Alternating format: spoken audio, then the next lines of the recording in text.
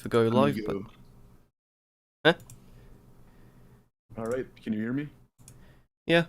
I'll just turn you up a little. Alright. Alrighty. Just checking if it's streaming now.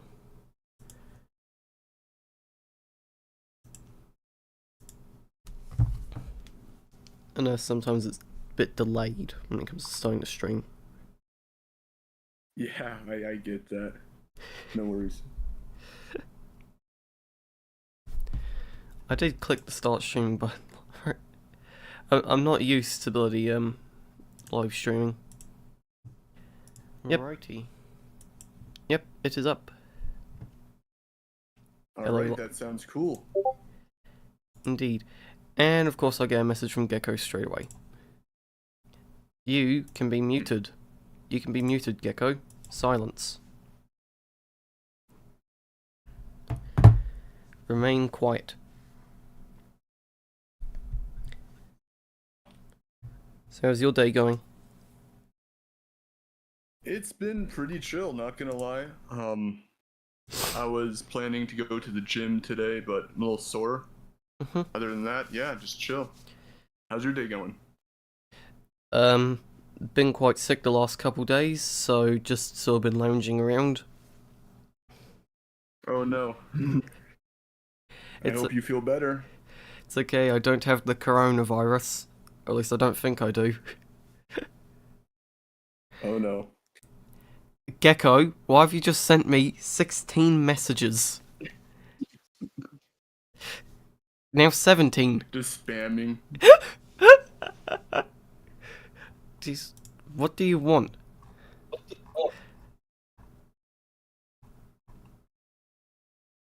Just spamming before the live stream. He's just sent me the same image over and over and over again. And someone sent me a message saying T-Rex come. Oh my gosh. These fanboys, I swear. Mate, I know you like T-Rex, but can you dial it down a bit? I remember showing Gecko your T-Rex versus Giganosaurus the other day. And, Oh no. Okay. well, I remember saying to him that I find your, living animal videos better, generally, than the paleontology ones. I don't know why, I just like them more. And I remember he was just sat back, here and there, like, what is this guy thinking? But why did you give Giganosaurus the weaponry? Admittedly, I do sort of agree, because the whole crushing bite of T-Rex, when you think about it. Right, and, That is a great question. Why did I give the weaponry? I honestly was just trying to look for a point to give to the Giga. I mean, he got speed, but I feel like on a pure animal killing basis, his weaponry would be a little bit more, let's say, useful because of its serrated teeth compared to the jaw crunch of the pure bite force of the T-Rex, which should be kind of equivalent to, at least the killing method would be equivalent to like a crocodile, right? Where it just solely relies on like chomping and just capturing prey like that versus shearing bits of flesh off like large dinosaurs. But yeah, I haven't really made a dinosaur video in a while, so I haven't studied that in a while either. So like, my knowledge of that type of stuff is waning, I guess. I think for me, I probably still would have given T-Rex the weaponry, because, like I remember saying to him, I think people tend to treat it a little bit too much like a video game. Right, where they think, you know, T-Rex just has the crushing bite, whilst Giga has the damage over time, bleed effect, but T-Rex had serrations as well. I think one book I have states something like 45 serrations per inch on each tooth. So it can still cut and cause bleeding damage, and not just that, but I think a broken bone would be more effective at putting the end to a fight than just a couple cuts. Yeah, I do agree with that. Like, if I could remake the video, I would definitely give that T-Rex the point. I think during that time, I was just trying to find something to give the Giga to make it kind of like a more fair argument. But yeah, I agree. I think Yeah. the T-Rex just generally has a better weapon set. It's more evolved. It comes from a better lineage. Mm. Um, yeah. It sort of reminds me of, like, I remember reading about cat teeth versus dog teeth, and I think they said with cat teeth they're more serrated and designed more for cutting flesh. Mm-hmm. Yeah, meanwhile, I think they said dogs are more of like a, when it comes to carnivores, more of a generalist build. And then you Yeah, have, that is completely true. yeah, then you have the hyenas, which are designed for crushing. So I found that Hyenas are really interesting creatures. hyenas just look weird to me. They look like, I don't know how to describe it. They just look weird. I've seen them in real life. They are really interesting creatures. They are very much bully creatures. They'll bully anything that they can get their hands on, or Hmm. better say, like their paws on. But yeah, they bully like cheetahs and lions. I literally witnessed in the Mara when I was in the Masai Mara. I literally witnessed these two hyenas just totally.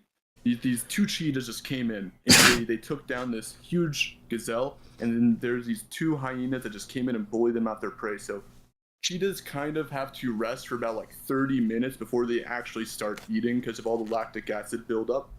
Yeah. So while we were like chilling out, cheetahs don't fight, but these two hyenas just came in, bullied them, and then after a while, some lions came in, and they're pretty dominant. So you know how lion and hyena clashes go. Yeah. I remember I remember in one of the books I have on cats, Cats of Africa, they actually talked a little bit about the hyena lion comparison.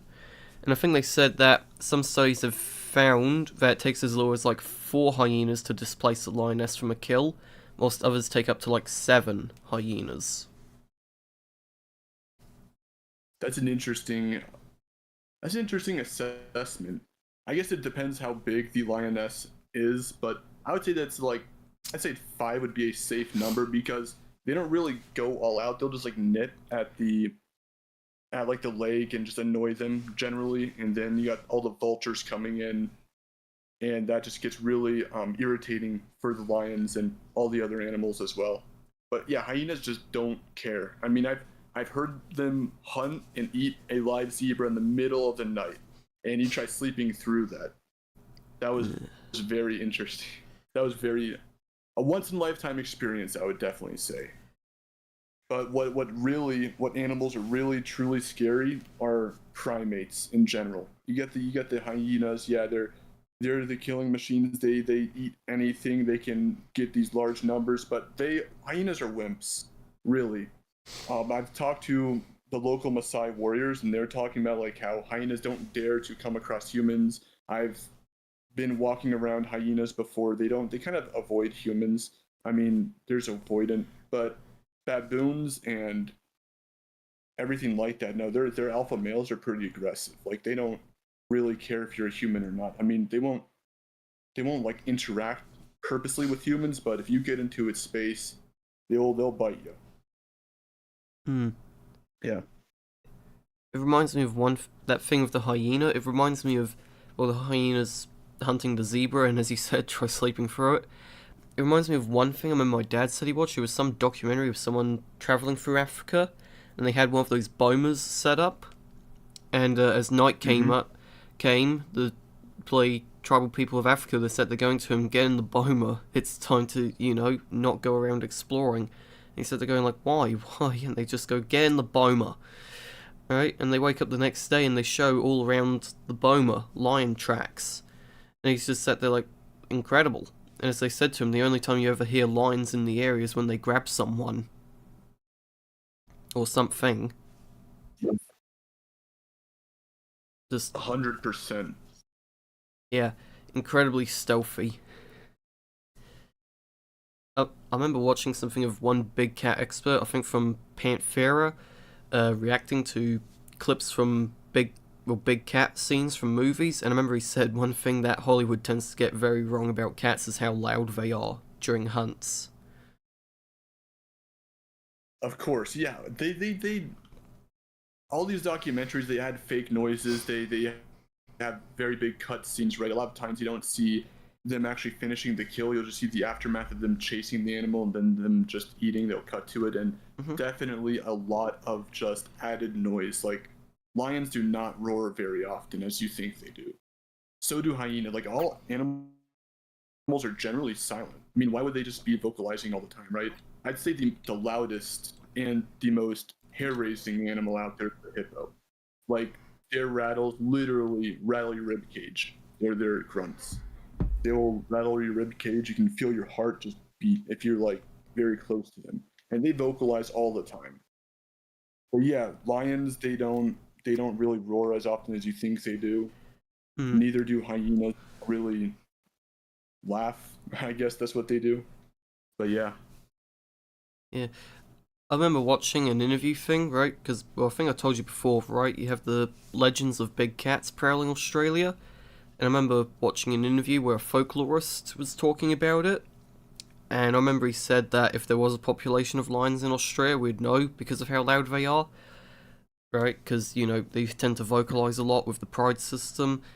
But just it doesn't seem like they roar as much as you think he does.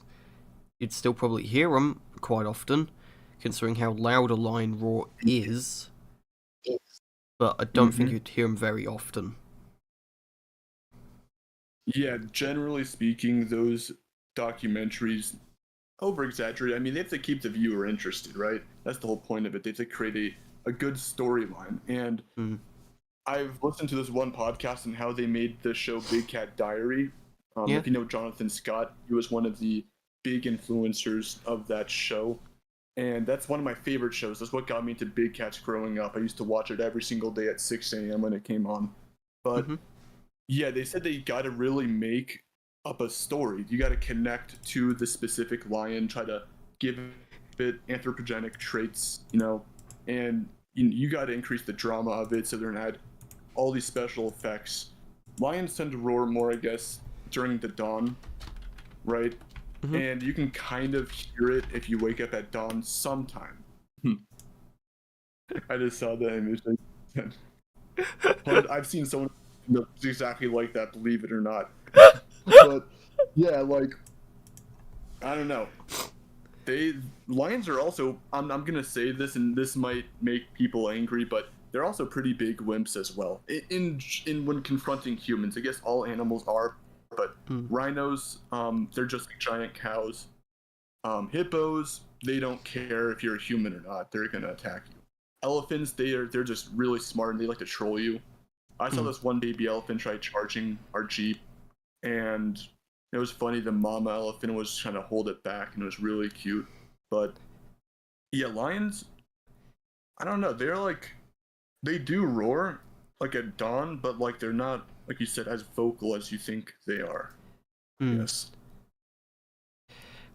I love one thing I came across. You remember how I did a video on lions that I sent you?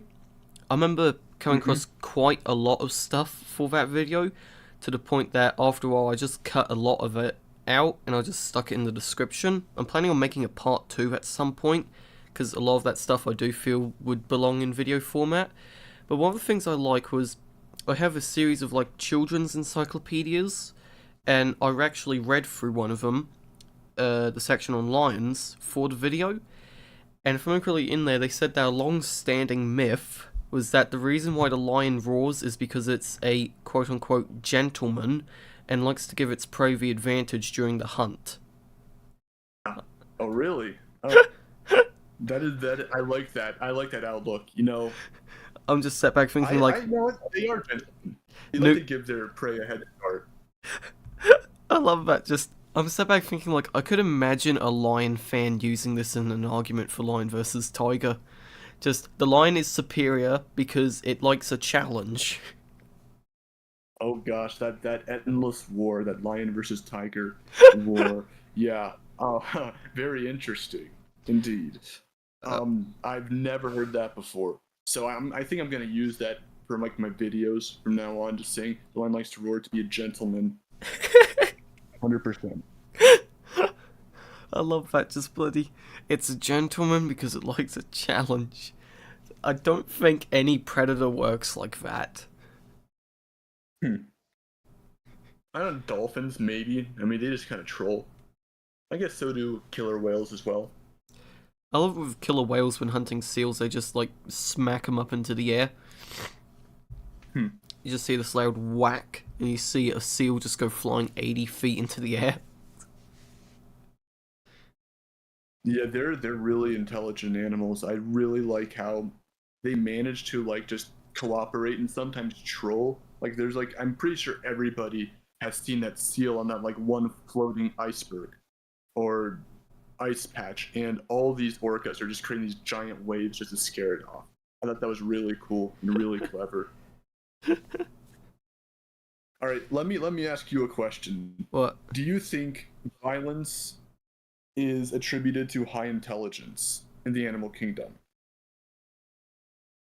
I don't really know. Violence, I don't know. Aggression, violence. I don't know, maybe considering how violent chimps are, and, you know, orcas smacking seals into the air. I will admit, I'm not the... At least it's not studies with that. I will admit I'm not like the greatest when it comes to like general knowledge on animals. I consider myself more specialized for like big cats and dinosaurs. The classics everybody likes, the big cats, the dinosaurs. Of course, yeah. I'm also kind of like that, you know, big name animals. I don't know any like very niche specific ones. I mean, I've studied occasionally some really cool, interesting ones, but of course it all comes down to the lions, the tigers, the bears, the gorillas, right? That's what everybody wants to hear. It's what everybody wants to do research about. Oh hey, my birthday's coming up. And for really? Yeah, so for me I just ended up like going around like looking, and I remember just like searching around for books. Just books on big cats, dinosaurs, whatever. I love it, right? You remember of how on the podcast, the previous episode, I told that story at school of me making the joke about lion testosterone levels in the mane and how that correlates with colour? Yep. Yeah, I remember the next day I was like using my school laptop for birthday shopping, and I remember the same girl went to me like, "Oh, what are you doing?" And when I said to her birthday shopping around, she just went, "Let me guess, books on big cats." And I remember just looking at her and going, "You're still thinking of the lion, aren't you?" Yes. So yeah, if I remember correctly, alongside the big cat books, I also ended up ordering a couple on bears, because I will admit I'm interested in bears. I like them. Bears, big cats, 100%. I've done a lot of my videos based on them. They're the big name animals, right? They're the ones everybody wants to click on. They're the ones, you know, the grizzly, of course. Everybody wants to do grizzly and tiger. Lion versus tiger has kind of gotten dethroned by the grizzly versus tiger debate, which I think we all know is a little one-sided, right? Yeah, I remember. I remember watching. I think this was actually the first video I saw from you, your grizzly bear versus Siberian tiger one, and I remember being sat back thinking. At first, I remember thinking that this is going to be like pretty evenly matched because I didn't really know much about either animal at the time. But then after watching it, it's like, okay, how does anyone think a big cat's taking on a bear? Oh, okay. I actually asked a whole bunch of these when I was doing this pretty interesting field biology course. I asked some professors this question, like, who do you think would win between a grizzly bear and a lion? And one of them said, you know, I worked with both of them, I've seen both of them, and he was like, I think the lion. And I'm like, oh, really? Okay, no, why? And he said, the lion is just a lot more aggressive, and they get the job done a lot quicker and everything like that. And he's like, grizzlies are probably harder to kill in a fist fight, and he thought the lion would win. Of course, I was like, I don't know about that, because I think obviously the grizzly would win, right?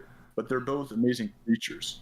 And it sparked an interesting debate. Specifically, I mentioned how the Siberian tiger was not the largest tiger anymore. And then they were all like, what? I'm like, yeah, the African lions are actually bigger than the average Siberian tiger now. Yeah. And if you go out in the field, you can see that. And I'm trying to think on how like people rationalize tigers taking down grizzlies. They're like, oh, they hunt them. I'm like, oh my gosh, like lions hunt zebras and lions hunt buffalo. I don't think one singular lion is taking down a buffalo or zebra head on. I mean, you see it all the time in the animal kingdom. But yeah, bears are brawlers. They don't care. Big cats, they like to stalk, right? They like to be ambushy. Bears will just relentlessly chase you, and they're a lot bigger. They have a lot more mass moving their way.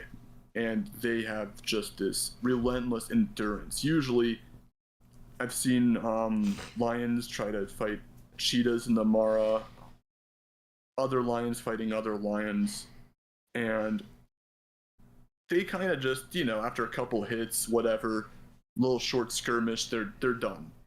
But bears, let me tell you, seen them at Yellowstone. They don't mess around. They go on for like 10 minutes straight, and they'll continue fighting. This is not like they take a short breath. No, you can see videos like that, I guess, on YouTube as well. But they're magnificent creatures nonetheless. Yeah. Yeah. It's like how you have it's like how you have the marathon runners that will go for miles, and then you have ones who can't really do much. They're just sprinters. Like the big cat's the sprinter, bear's the marathon runner.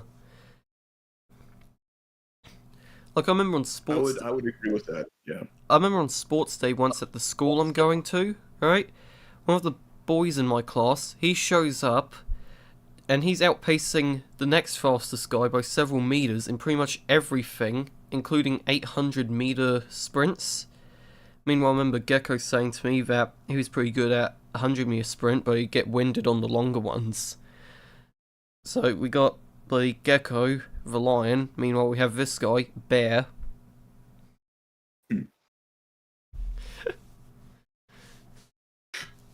Yeah. So you did track? Did you do track ever in school? No, I haven't really. I was also sick on sports day, so I didn't end up competing. I just showed up and was like, okay, I'm gonna watch this.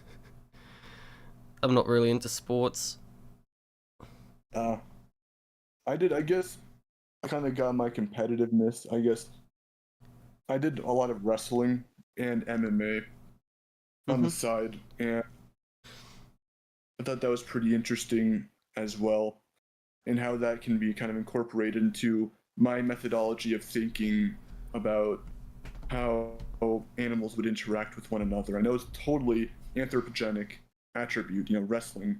Other than gorillas, I don't think any other animals really truly wrestle, but I think that type of mindset can give a lot of creative ideas and thinking about how they interact with one another as well, and the discipline it takes to maintain a good body, I guess, lions and everything like that, how they have to sprint. Yeah, they're short distance sprinters, right? They're not doing that long run chasing after a bison or an elk like a grizzly's doing. And yeah, grizzlies have like relentlessly just attack their opponents, right? They that's how they hunt. They won't just like straight up go for the kill. They don't really do that. They'll wear it out. They fatigue them. Lions are different, I guess. Yeah.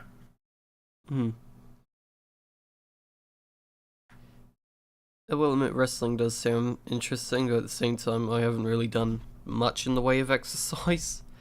I've been meaning to, just haven't gone around to it. Yeah. I think it's a really unique kind of, I don't know, attribute, I guess, combat sports. And I'm pretty sure everyone knows Joe Rogan, right? Like, he can talk about all this different animal stuff. I'm pretty sure Joe Rogan like popularized the whole like gorilla versus grizzly debate. That was pretty fun as well. I remember actually doing a video on gorillas, and right? For a lot of my videos, I just use random junk I might find online. It's only like more recently I've started to use something more authoritative, like books and the odd scientific paper here and there. But I remember with one, I came across like some blog or something, and they actually referenced Joe Rogan when talking about how strong are not grizzlies, gorillas. And I remember just being sat back thinking, like, since when was Joe Rogan a credible source on animals? He's an entertaining source, and I, it's always fun to watch his takes on that. He has cool stories, I guess, some hunting stories and whatnot. But knowing the strength of a gorilla, I made a video on that. Mm. I don't agree with the whole notion that they can bench press 2,000 pounds. Like, yeah, I made a whole video on that. That was very difficult. I think that's one of the most intensive videos I had to do, since I had to work out a lot of math on the side and had to find the proper research articles. Proportionalize it was difficult as well, but really getting a number and referencing, trying to figure out, okay, like, I want to know how much a gorilla can bench press. No one has ever answered this question before. I don't need an exact answer. I just want a ballpark. And I got to about 2.2 times its body size times its weight. So pretty big. That was a pretty interesting number. Yeah, I mean, like, I'm trying to think, can any humans like do that proportionally? Maybe like, I don't know if any of the strongmen can. Maybe like world record, but yeah, they're pretty much up there. Humans might be able to surpass them if they take like a whole bunch of steroids eventually, but I think no one wants to mess with a gorilla, Mm-hmm. Yeah. I recently saw also your one on how strong a grizzly bear is when it comes to like full force moving an object, and what was it, like nearly a metric ton? You reckon was the strongest it could do? And I'm just set back. Well, I think you said that for what was it? Coastal grizzlies, which are larger. I think it is. Mm-hmm. Yeah, and I'm just being set back thinking like, okay, how's a lion meant to win against this? It's not.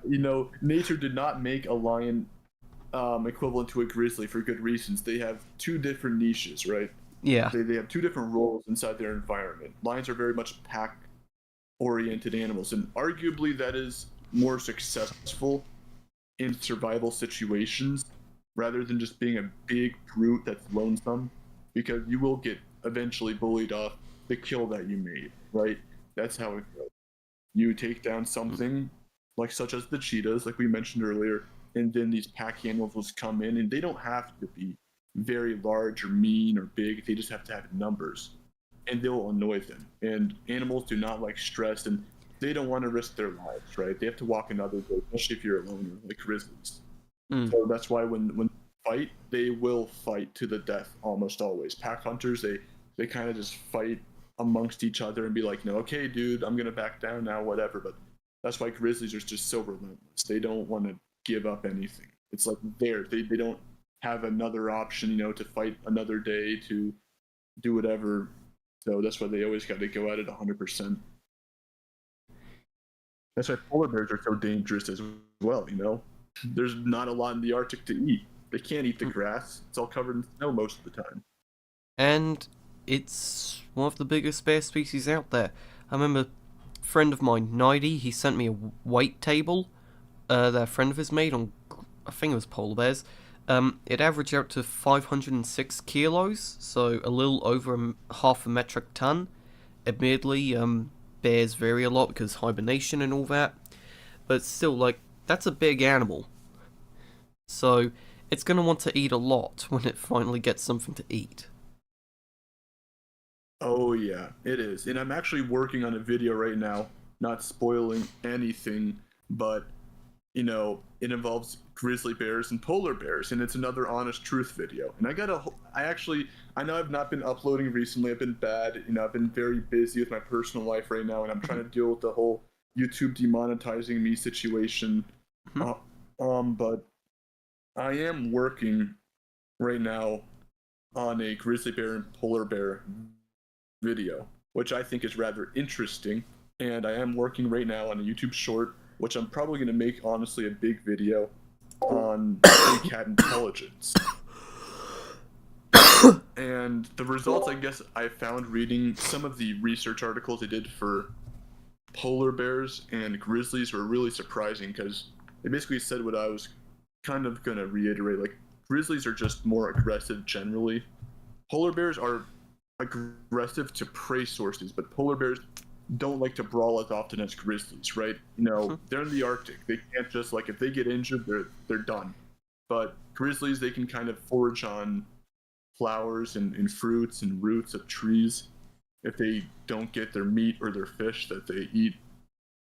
So that's kind of the reason why grizzlies are a little bit just more willing to fight than polar bears. But no spoilers, because that might not be the end result. Yeah. To me, that sounds like it's going to be a bit of a toss-up for me. I'm feeling maybe going polar bear because of size advantage. But if I remember correctly, don't grizzlies have larger claws and, well, as you said, also aggressive?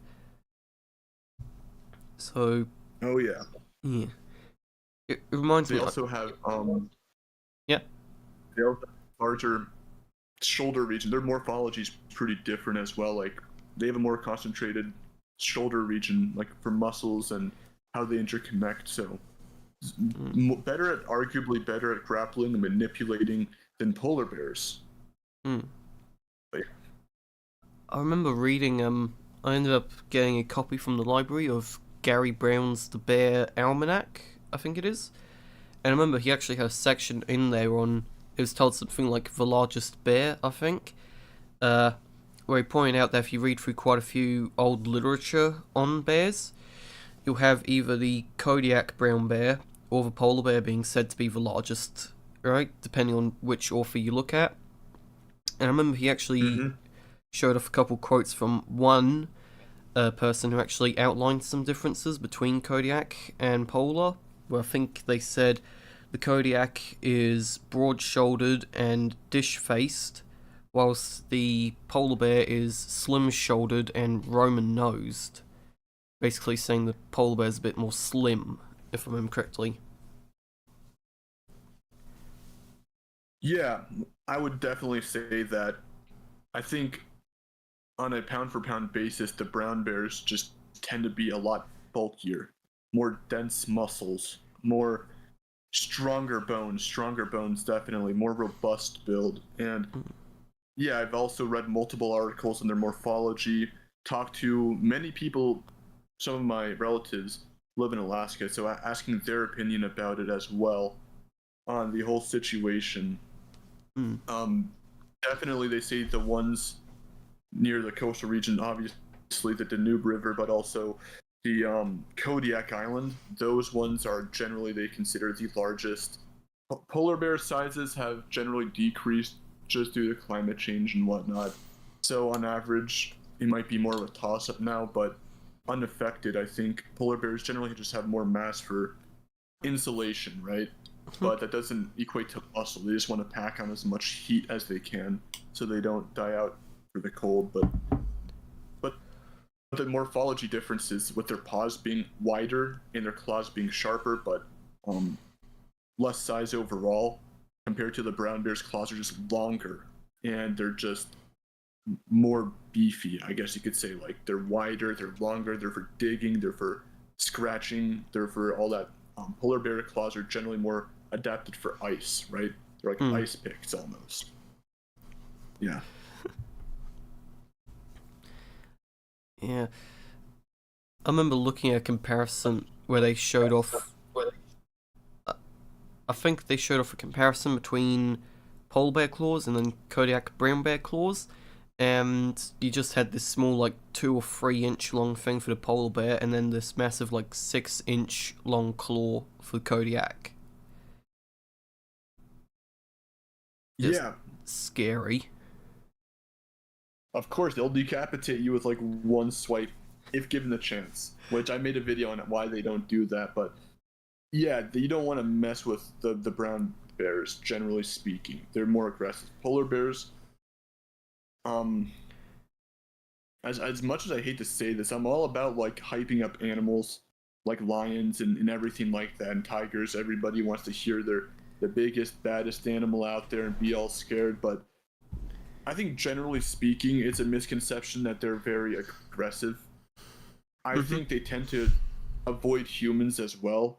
I think in general, a lot of animals besides hippos and elephants kind of just avoid humans because we're large, upright creatures and they don't know what we are. If a polar bear is very desperate for food, yeah, it might hunt us. But generally speaking, I hope at least you're not going to go to the Arctic alone.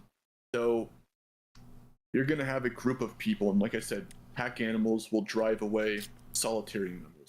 They don't want to hunt or get into a fight with pack animals. So you go up there with a couple big people, I don't think a polar bear will attack one of you. Yeah. But brown bears will. They don't care. They'll attack your whole camp. They're the exception, you know. And that is why you carry a gun. Just Yeah, that's why you carry bear spray too. Yeah. Bear spray, firearms, whatever. Just something to deter it. Just I remember just being like I remember watching one thing where they excuse me just for a second. I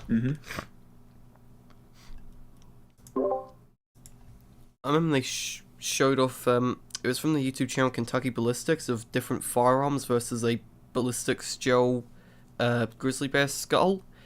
And I remember he showed me something of these, or he showed off this thing of these bear-proof kits, which, well, not bear-proof kits, bear survival kits, to which, like I said to people, you know bears are scary when they have a dedicated kit for them. But I remember one of the things they showed off there was the firearms they had in them, of, I think it was a 45 caliber pistol for one of them, and then they had a 50 caliber pistol for the other. Like, I love that. Just, oh, the 45 was too small. Let's upgrade to 50 cal. 100%. Yeah, you're taking a 308 if you want to protect yourself. Nothing short of that against big bears and whatnot. Especially even big deer, man. Deers can get pretty big. Like moose are part of the deer family, and they're huge. So are elks. Elks at Yellowstone. When you go to northern Yellowstone, you can see all the elks roaming the street. They're big, and you don't want to walk beside one and make one angry. Oh, you will regret that decision, definitely. And of course, I've seen some people jump out of their cars and almost like go up to a bull bison and basically like put a camera in his face and like, you're gonna regret the decision in like 2 seconds, and you're gonna be put on a t-shirt. You know, but dude's about to be made into a statistic, basically. But you never know. Humans, I mean, there's evolution for a reason. Survival of the fittest, you know. I remember the other day I was playing The Hunter, Call of the Wild with Gecko. I remember we were playing the Yukon map, which has bison, and I told him that once during agriculture class at the school, alright, they're like, oh, what should we name the steers we have? And I went, oh, we should name this one Bison, because it reminds me of American Buffalo. With the school there, because there's not many of the year 12 students doing agriculture, they just lump in the year 12s with the 10s and 11s. So I remember one of the year 11 girls went to me, have you ever tried American Bison? And I just replied going, no, I just love the videos of them stomping people. And I remember Gecko just went to me, that is a perfectly human reaction, just, I love watching people die. But like I said to him, for me, American Bison are basically the definition of F around, find out. Play stupid games, you win stupid prizes. Exactly. So many people try to tempt them. Oh, don't get me started with people with the big cats and elephants in the Mara. Let me tell you, those people, they will like, you know, they will like bang on the car like, oh, here, kitty, kitty, kitty, and or to the elephants, they'll like try to like trumpet at it and like maybe throw something at it, and it always Oh my gosh. And Just, I how feel, you number going, one, you feel Dumbo? so bad for animals. Yeah, exactly, right? They're about to be lifted 10 feet in the air, and I'm about to be laughing because you play stupid games, you win stupid prizes. And I would not want to tempt a fate against an angry elephant, especially the ones in Must. You know, one person just died because of that. But yeah, I would not, definitely not recommend that. Just, like I've said to people here and there, like, you'd think with the number of videos you have out there of people messing around with stuff like bison and then get flung 30 feet into the air because of it, how these videos still crop up? Yeah, that bison definitely like to align human chakras, if you know what I mean. They'll give you a free chiropractor exam. They will lay you flat on the ground, and they don't care. Their heads are huge, and they have these thick skulls meant for ramming, right? Mm. Very thick-headed animals. They grunt too. Their grunts are honestly heart-stopping if you hear an angry one. And I was sitting there, right, driving a Toyota 4Runner, pretty big vehicle, and it was parked right in front of these two bison. That bison was staring down my car, and I was like, "Oh my gosh!" And my heart was pounding. I'm like, "What do I do?" I'm trying to move out of its way, and that thing.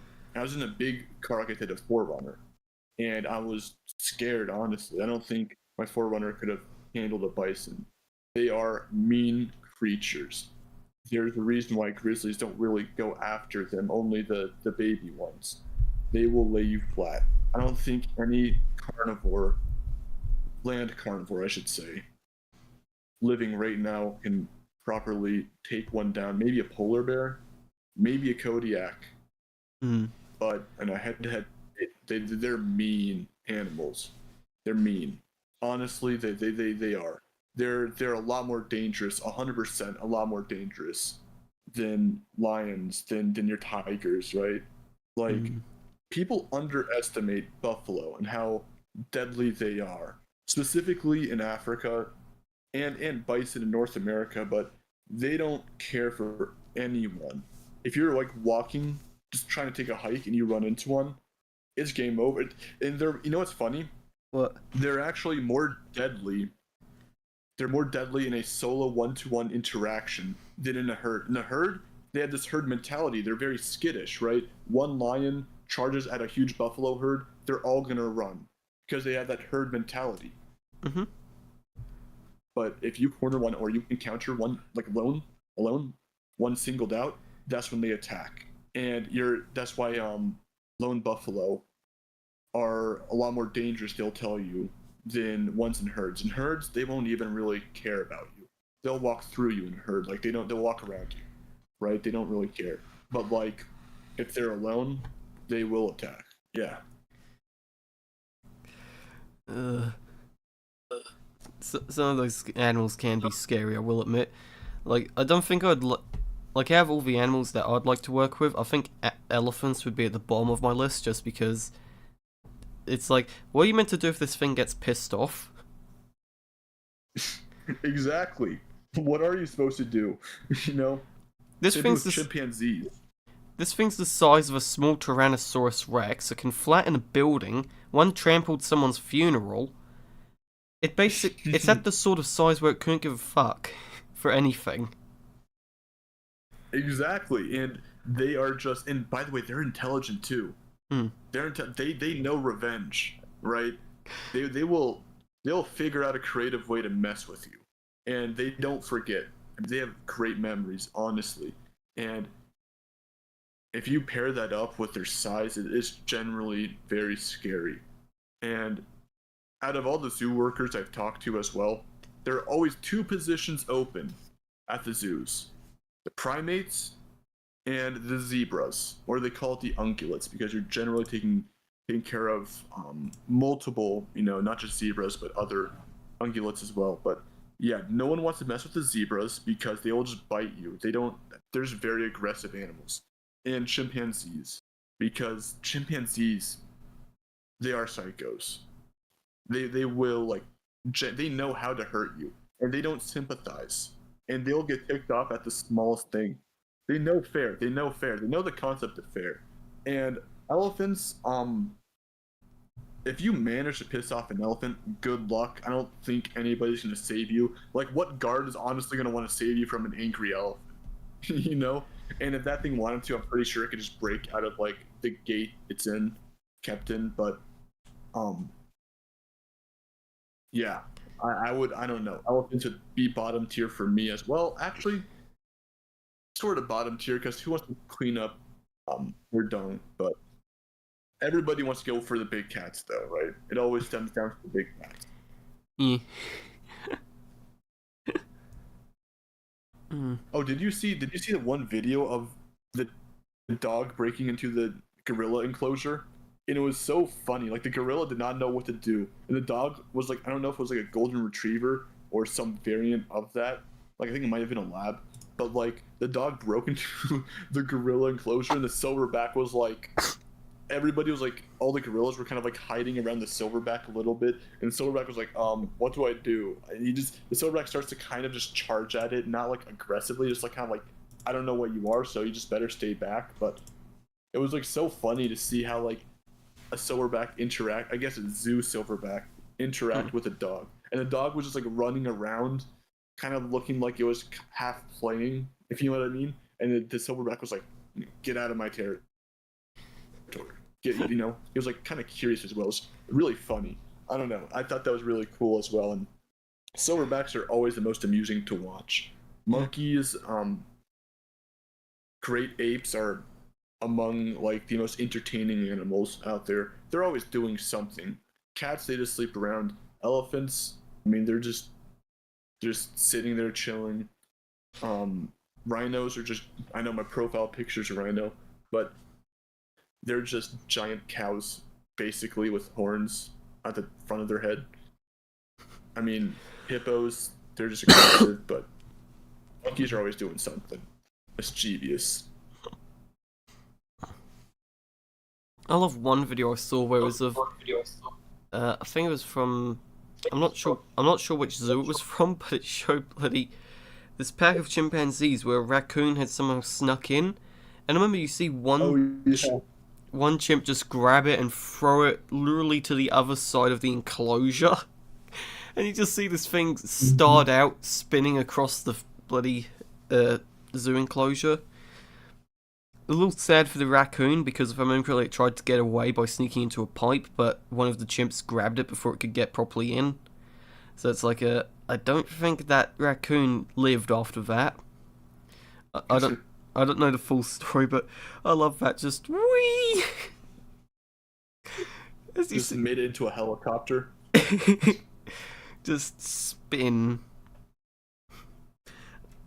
Yeah, like you said, play stupid games, win stupid prizes. This is why you don't sneak into the chimpanzee pen. Exactly. Did you see that they made a video of like these chimpanzees or bonobos, chimpanzees or gorillas? One of those, they broke out of their cage and they were just like chilling. They were like walking around the zoo just chilling. And some people were scared, some people went up to them, but I guess they're very habituated to humans, so they didn't really freak out. But you know, it's just that internalized fear that like you want to keep your distance. They will attack. They know how to hurt you. They're not like just randomly just gonna go for your throat instinctually like tigers will. They will not want to kill you outright, but make you hurt. And that's the worst type of way to go, in my opinion. Right? Bears will eat you alive. So will hyenas. So will wolves.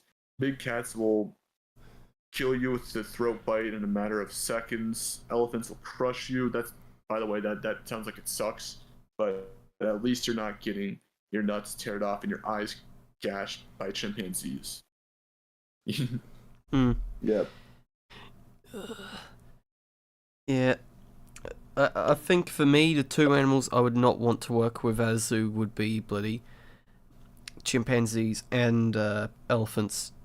Just, I will admit, I find chimps scary. I find gorillas to a certain extent scary because they just have so much strength. But from what I know, they're a lot more passive than chimps. Oh yeah. Like, just check out what Gecko said in the chat. Calvin, discuss Travis the chimp. You know, that one that attacked that woman? She had it as a Oh pet. yeah. Didn't they find it with, like, drugs in his blood system or something? And they reckon that's why he just went off.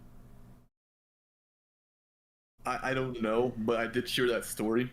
I heard it might have been a concept of like, I think she gave another chimp something because it was like its birthday, like more food or something, like it was a cake or some fruit, and that chimp knew the concept of fair, and eventually, I might be confusing it with another story, but yeah, they will go, they'll harm you, and they don't care about really killing you outright. They just want to make you bleed, right? They're like the jokers of the animal world. You know, they just want to see the world burn for the most part. If you're not part of their tribe. According to Gecko, she gave it Xanax. Gave the chimp Xanax. Oh my gosh. Well, no wonder why. What? Play stupid games, you win stupid prizes. You know? It's like those people where they decide, oh, I'm gonna have a pet tiger. You know, massive big cat, weighs like 200 kilos. Uh-huh. Yeah, that's gonna be something I'm gonna want as a pet. Something that has instinctually hunted my species for how long? Exactly. I mean, only like someone like Mike Tyson could maybe handle it. And he used to own some tigers, but like, yeah, I don't get why people do that. And people forget, like, having these exotic animals sound cool, but you can't go on vacation ever. Like, you can't take a rest day. You know what I mean? If you're feeling lazy or you're feeling sick or whatever, you can't take a rest day from these animals. Who's gonna take care of it? What are you gonna do? Like, call up the vet to take care of your pet tiger? I don't think that's how it works. You know, like. Hmm. I don't know. I just heard this documentary of these people who own grizzlies. They're like, yeah, we can't go on vacation. We're stuck here with the grizzlies. Yeah, I love remember. them though. So that. I remember watching that. They said it's because with the grizzlies, they demand a lot of like emotional attention as well. They're pretty attached to whoever their surrogate mother is. So, as I'm saying, there's no such thing as vacation when you have a bear as a pet. Or chimpanzee. I would not, definitely not want to deal with a chimpanzee. Orangutans seem very chill. I'm not promoting getting an orangutan as a pet, but like, It's like that. You know, out of all the animals. That Clint Eastwood, those Clint Eastwood films. What was it? Any Which Way But Loose and Any Which Way You Can. I think it was. Where he has the pet orangutan as his sidekick. Oh yeah, dude. Orangutans are like by far my favorite creatures. Like they're super interesting. I like the videos of like them putting on, what was it, the one where they put on like the shades from somebody that they threw into the enclosure and then they just like threw it back at them. Like orangutans are genuinely just smart and just peaceful creatures for the most part. I mean, to piss off an orangutan, you must have done something wrong. I feel like they're just not naturally angry or aggressive. You know? Someone said Mike Tyson would not stand a chance against a chimpanzee. Listen here, bud. I think I would stand a chance against a chimpanzee. I think people overrate chimpanzees a lot. They're the equivalent to the size of the average 8-year-old. What are they, 100 pounds, 120 pounds? And they're not that strong. I'm not gonna lie. They are probably the reason why people think they're strong or whatever is because, like, I guess they bite and they're a lot more mean. It's the aggression. I told you aggression matters. But if you take, I mean, anybody like that goes to the gym consistently and you're eating the right type of stuff, I'm pretty sure you can bench press more than a chimpanzee. You know, it doesn't take. I mean, if you can bench press over 300 pounds or whatever, you're pretty safe when going against a chimpanzee. Fighting technique, aggressiveness, that all helps. But like, I'm willing to wage myself against a chimpanzee personally. I feel confident. I feel like Mike Tyson could win against a chimpanzee. I don't think they're all hyped up, right? I think for the average person, 100%. But the average, like someone that's trained in combat sports and is just big and can lift a lot of weight, I think they got it against a chimp. Like I think Mike Tyson can handle one. I mean, like I told you, they're at the size of like the average like 8-year-old. They're 120 pounds. But the problem with chimps is that they'll go 3D on you. You know, they'll climb walls, they'll throw stuff at you, they'll bite you. Humans don't like, oh my gosh, don't hit the nuts, you know, don't gouge the eyes, it's unfair, whatever. No, like they will like jump off the walls and like drag you through the mud. But like overrating animals, like humans, why don't we hype up humans? I mean, I know we're evil, but like in a hand-to-hand fight, people just think we're useless. We're not. We became dominant for a reason. Like in need be, I'm pretty sure a really large human could hold its own against the average black bear, or you know what, a leopard too. Like there have been cases of people literally I talked to the Maasai warriors in Kenya, and they're like, yeah, don't get me wrong, no one wants to mess with a leopard, but people have defeated leopards barehanded before, or with just a small knife. With lions, that's a lot harder, but it's not impossible. No one wants to go against a lion, right? You're almost always gonna lose. But like, I think we should hype up humans a little bit more. We're not useless. I mean, I've seen people run away from rats. I'm like, okay, yeah, you'd be dead in like an instant. But like, I don't think like we should just automatically denote ourselves. We should have more confidence in our hands, you know, go whatever, like take a couple martial art classes if you want to learn how to fight. Yeah. Wait, like I remember saying to people, right? Survey finds 8% of Americans believe they can beat a tiger in a fight. Oh my god, Americans are so stupid. Humans are weak. There's no way you can beat a tiger in a fight. You're forgetting one thing. Americans have this little magical thing known as a firearms license, and they carry AR-15s. Especially in America too. Like, dude.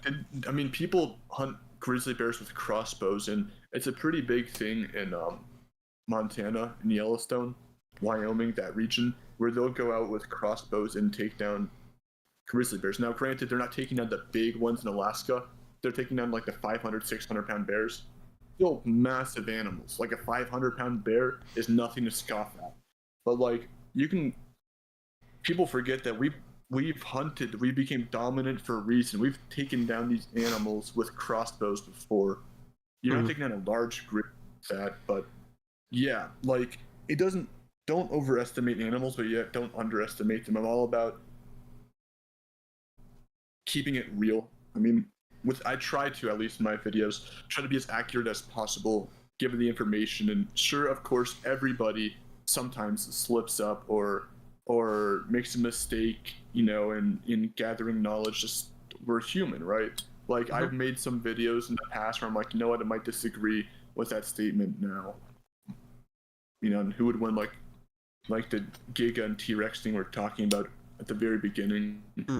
But come on, people, we gotta have more hype for our species, like in a hand-to-hand combat.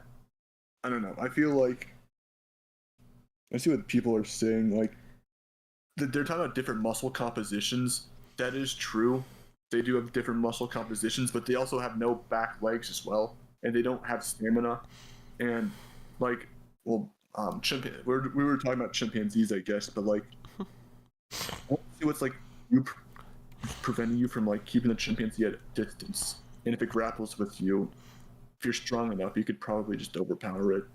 I mean, to be quite frank with you, orangutans would be a little bit harder, especially the big Bornene ones. Gorillas, no one stands a chance fighting hand-to-hand combat with. Not even Mike Tyson. But I don't know. I don't think chimps are all hyped up. And same thing with wolves. Wolves are giant dogs. I think a wolf could maybe take down a chimp. What do you think about that? I'm not too sure. I mean, I could see why the chimp would win against the wolf, since it could just like grab its head and shove it down to the ground. And then, well, the wolf can't really do much, since that's pretty much its only weapon. But but at the same time, aren't wolves tad bit larger? Like, I think wolves can get up to 80 kilos. So that's like, I think 180 pounds? Nearly? 170, somewhere around that?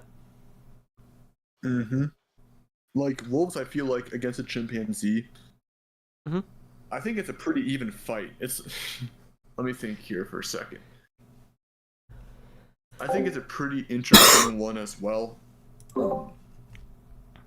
I think wolves might, in my opinion, might have a slight upper hand, mainly because the average chimp has very kind of rippable flesh like us, right? I feel like wolves kind of lunge and jump and they scratch. They're not like cat scratches, but it's very uncomfortable, and they have these jaws, and these jaws are massive. If you ever seen a pure gray wolf in real life, like not some like little skimpy one, like a wild one, they're very, very nimble and swift. They have this elegance to them, and they will just jump and keep on biting and thrashing. I think that blood loss for the chimp will add up, but chimp definitely holds its own. I don't think a lone wolf would pick a fight with a chimp, but I think just that bleeding time will account. I think wolves have that stamina too, but yeah, chimpanzees could just like whack and throw.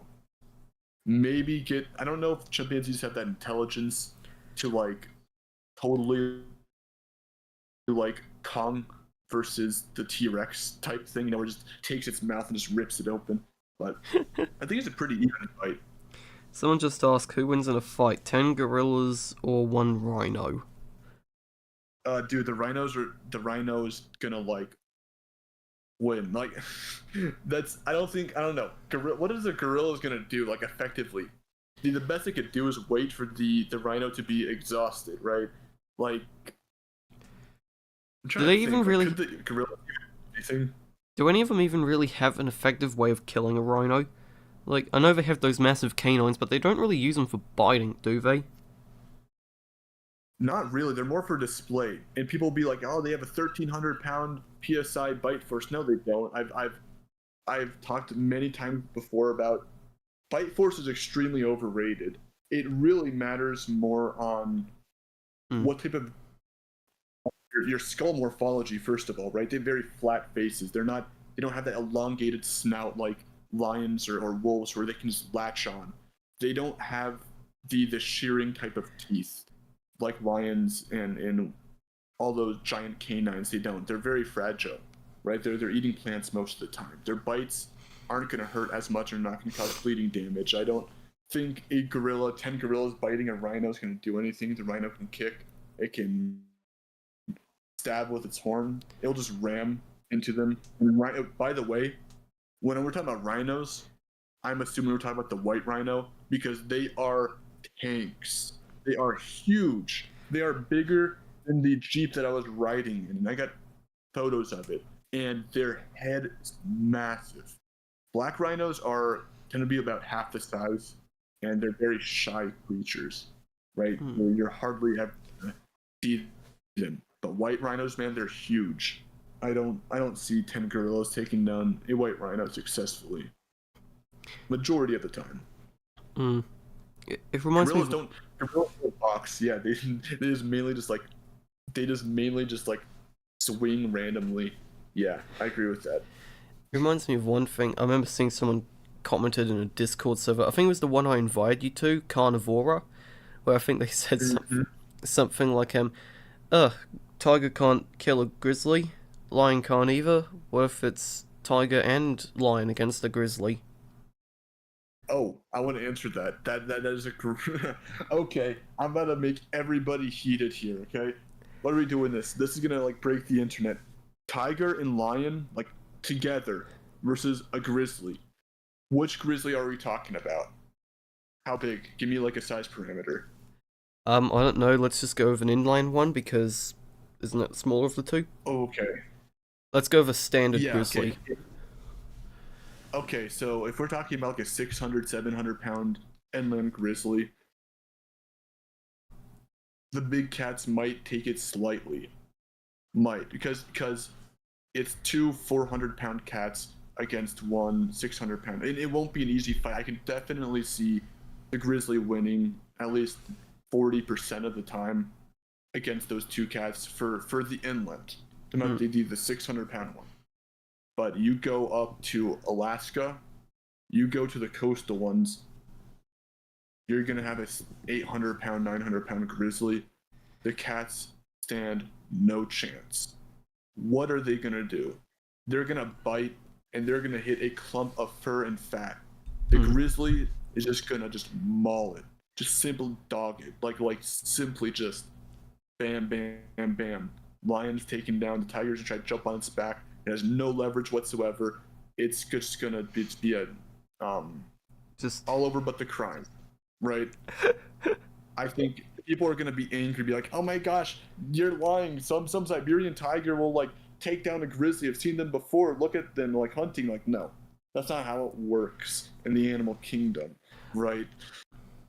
Lions, do fight in coalitions sometimes, and I don't even think 2 lions against 1 grizzly would work out in the lion's favor.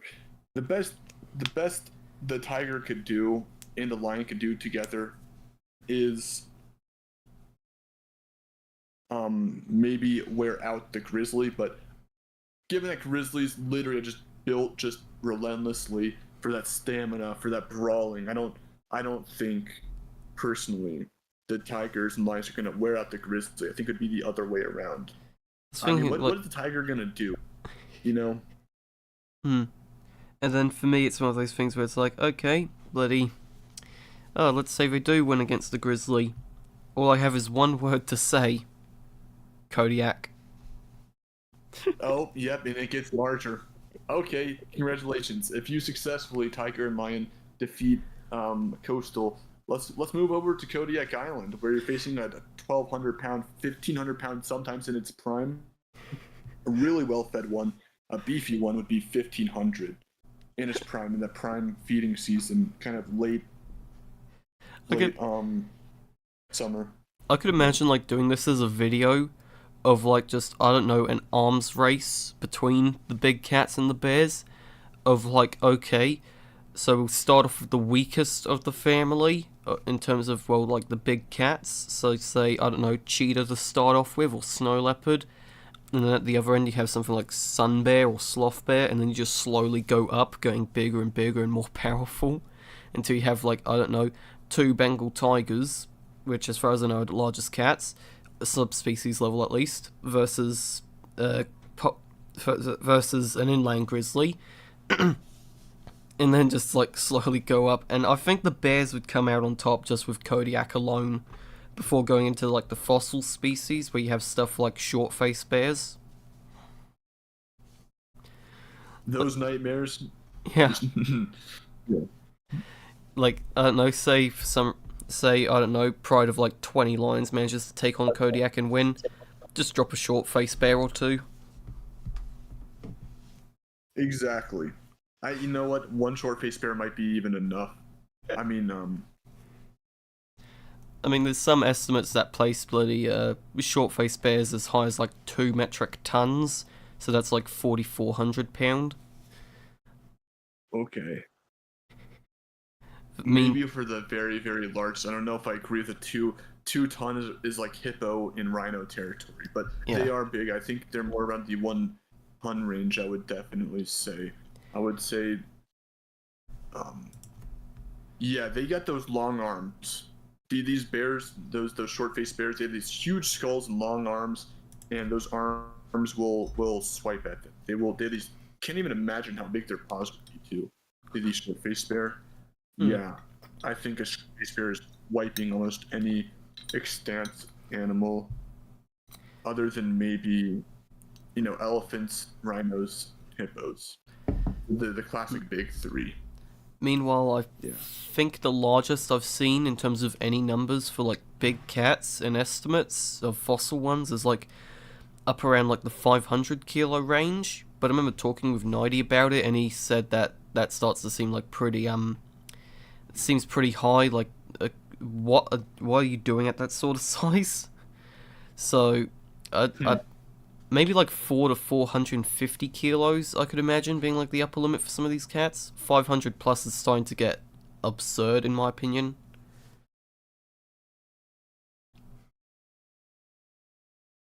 But Yeah, yeah. 100%. I agree with that. Like, I don't personally, I mean, for the Smilodons, if you're talking about the biggest big cats ever, Hmm. the Smilodon are, they're going to say the Smilodon Smilodon populator Yeah. is largest, and you got that teamed up with the American lion, and I don't think they're really much going past 700 pounds. That'd be a really big cat. I don't see any big cats approaching 1,000 pounds. Maybe 700 at most. Like Siberian tigers, even well-fed ones, don't really approach 700 pounds. Siberian tigers are on average, around that 400-pound range. But yeah, I don't know.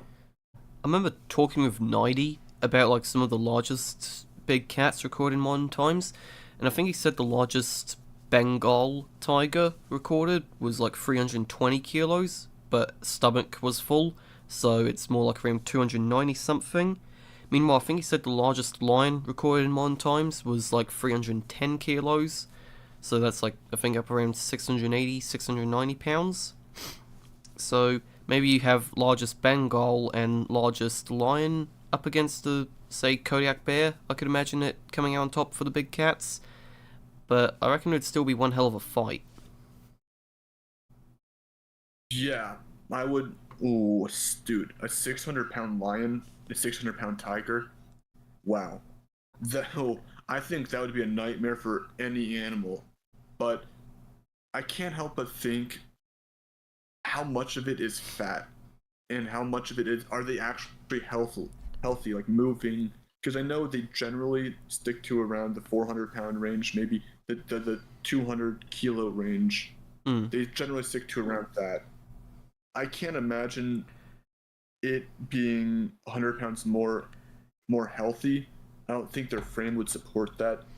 And but if they were like we take the largest tiger and the largest lion, of course they'll definitely stand a big chance compared to the average. But if we do the other, make it fair, we do the largest Kodiak or whatever, dude, no, not even argument. But yeah, I think I I think mean, Nidy sent me a weight table once, and it said largest Kodiak on the weight table was like 550, no, 751 kilos.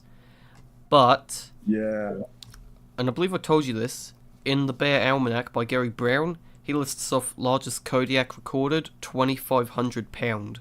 So that's like 1.1, 1.2 ton metric.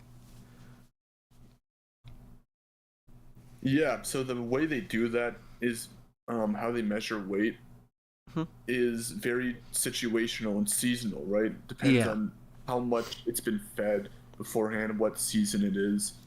I have a whole bunch of books as well on bears. Talk to a lot of experts, have articles reference them. The large, everybody wants to hear the largest, but not the average, right? We talk Yeah. about the largest tigers. People are like, yeah, tigers, man. They're 600-pound animals. I'm like, realistically, they're not that big.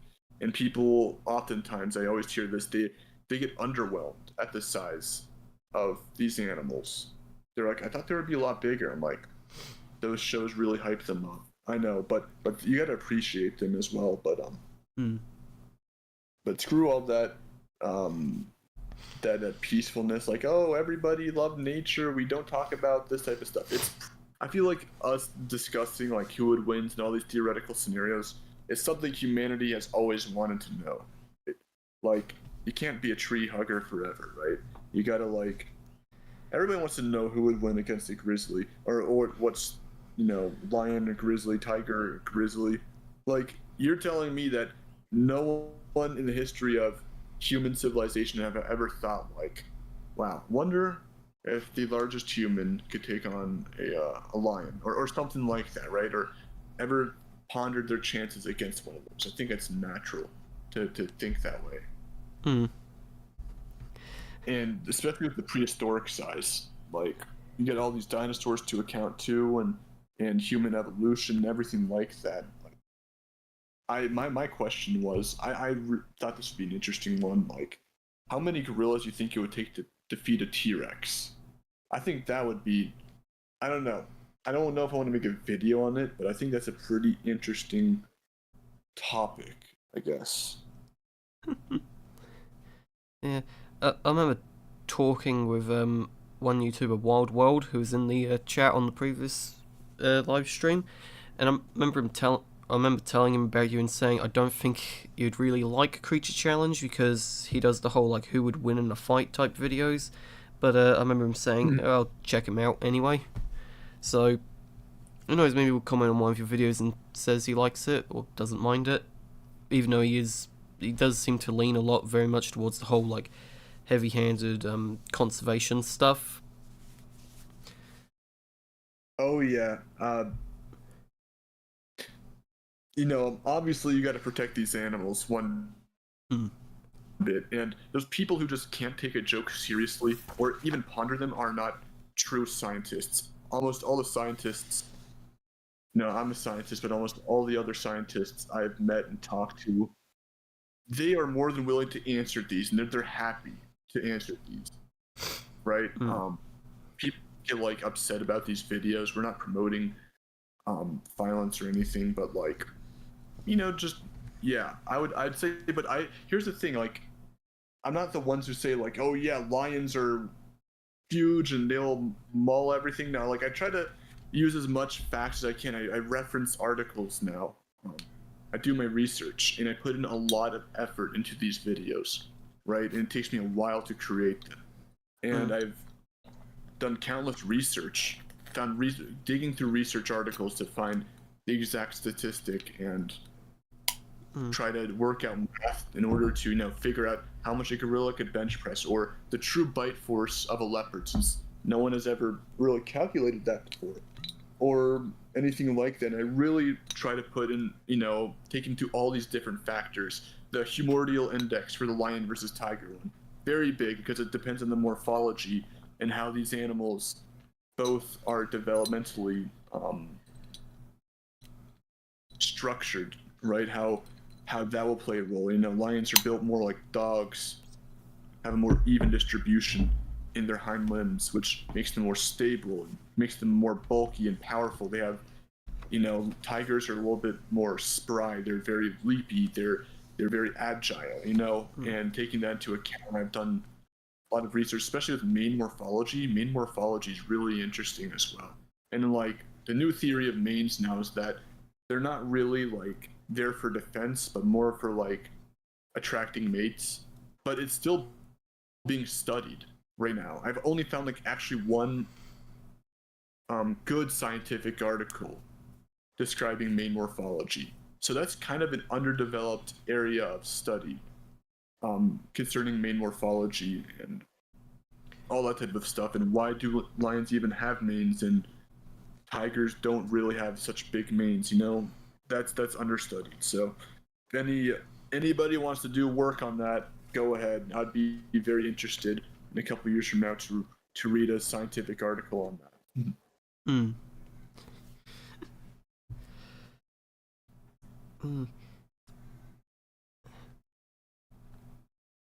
Well, I remember, like, I don't know why, but that's just the thing with the mane. It reminded me of something for a second, and now I just forgot it. Happens to the best of us. 100%. Just got a comment in the live chat saying, honestly, the lion versus tiger debate is very cringe because it's like saying that we would win between Vegeta and Gogeta. Vegito versus Gogeta. Vegito versus Gogeta. I used to be a very big Dragon Ball fan. I've recently started, kind of just finished Naruto recently. I mean, if you see my profile, the Rhino, it has the Renegon from Naruto, and I thought it was kind of kept that cool, kind of purple and black and blue theme to it. But wow, someone just commented, could a 6-foot Godzilla survive in Africa? No, it'd get hunted by lions. Theoretically, if it didn't have its atomic breath. I mean, I just think it would just get mauled by the lions and the hyenas. Did I say tiger? No. Man. Yeah. Right, so since we've talked for a bit, I guess we get to the questions that I've prepared for you beforehand. Since this is generally something I like to do, just have a list of questions to ask people I'm interviewing. So, Perfect. starting off with the first one, what got you interested in animals? Oh my gosh, I've been interested ever since I was a child. I used to read all these nonfiction books about animals, and I used to have a lot of pets growing up. At one time, I had over 8 pets. But what really kind of did it was Big Cat Diary. I don't know if you know that show, but that used to be like my favorite show when I was a kid. And I woke up at 6 a.m., 7 a.m. every single morning before school just to watch it. And I told myself one day I will be there. One day I'll do it. And that's what kind of got me interested. And I started to really like Siberian tigers. They used to be my favorite animal. The Siberian tiger used to overhype them. Like, they can kill grizzly bears. They can grow up to 800 pounds. They're unstoppable beasts. Oh my gosh. Now, this was when I was like a little kid. And I used to always kind of be into animals. And then I kind of phased out a little bit. I kind of steered away from animals. In high school, I used to like physics and astronomy. And I was so sure I wanted to become an astronomer, an astrophysicist, and go to college for that. But better than astrology. Yeah. One day I played Ark Survival, and I fell in love with dinosaurs through that game. And I started to do a lot of research, and then I'm like, okay, I want to do the paleo route. And my very first video uploaded on my channel was steppe mammoth versus T-Rex, and I had to get it taken down, unfortunately, because copyright strike, which is controversial. But anyways, so I was super big into the paleo aspect of it and the animal side of it. And after studying a little bit of paleo and geology, I just kind of got steered away from it a little bit into more of the biology type of route. And I've, after visiting, I told myself when I was a kid, I was going to visit the Masai Mara, and go where the Big Cat Diary people have went, go where Jonathan Scott has went. And I've successfully done that, and that just something about being in that environment awakens something primal in you, and that's when I knew I really wanted to do, to work with biology.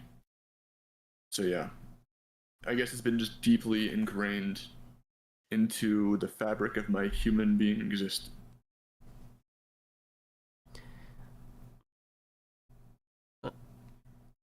Separate from the questions on the list, Tyranno Theorem just put in the chat a couple minutes ago while we were talking. What are your thoughts on the American Cheetah Project? I heard they're bringing cheetahs to America. What? Okay, that's a very interesting question. Have you heard of that? So, I have not heard of that, but I will tell you this. I do think cheetahs, weren't they native to North America originally, if I'm not mistaken? I could be mistaken. At least there was a cheetah species that might have been.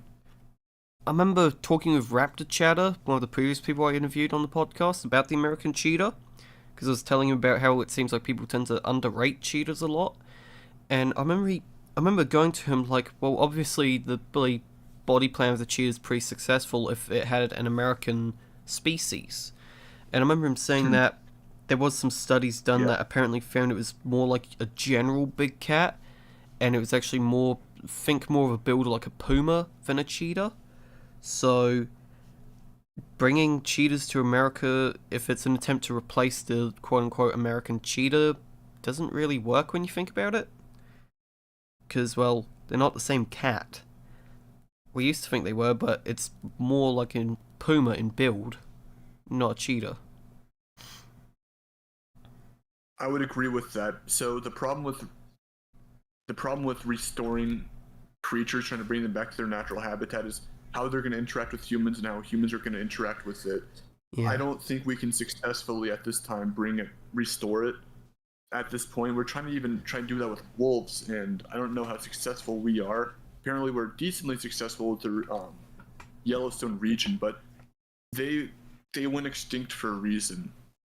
And then you got the whole Jurassic Park debate, but you generally do not want to interfere with the ecological aspect of an environment because it will cause ecological cascading, and that would be very detrimental, and it would be considered an invasive species, and I guarantee you there would be a lot of poaching to go along with it as well, and then that costs a lot of money as to do it, to conserve it, but you also got to ask why. I mean, even though it's cool theoretically it sounds amazing to bring back that.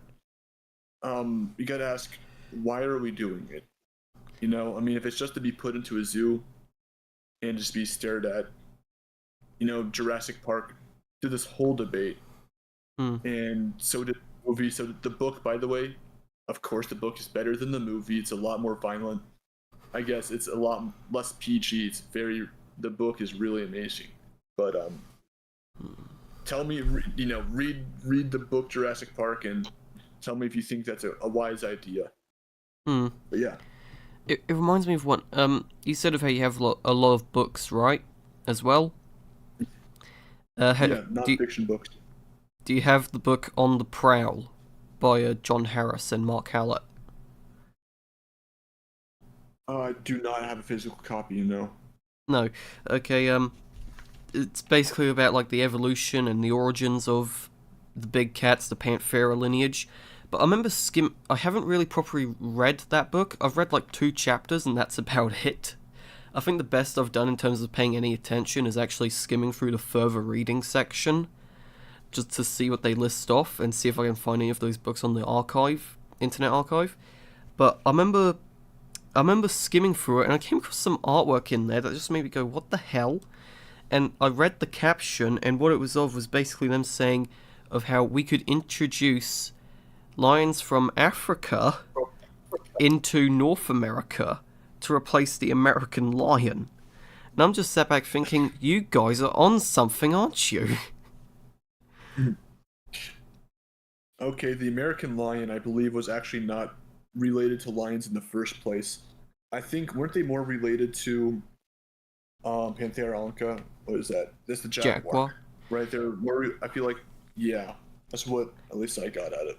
I remember talking with Nighty about it, and I think he said that, well, as a bit of a lion enthusiast himself, from what he told me, they are related to lions. They're not in the same like species, Panthera leo.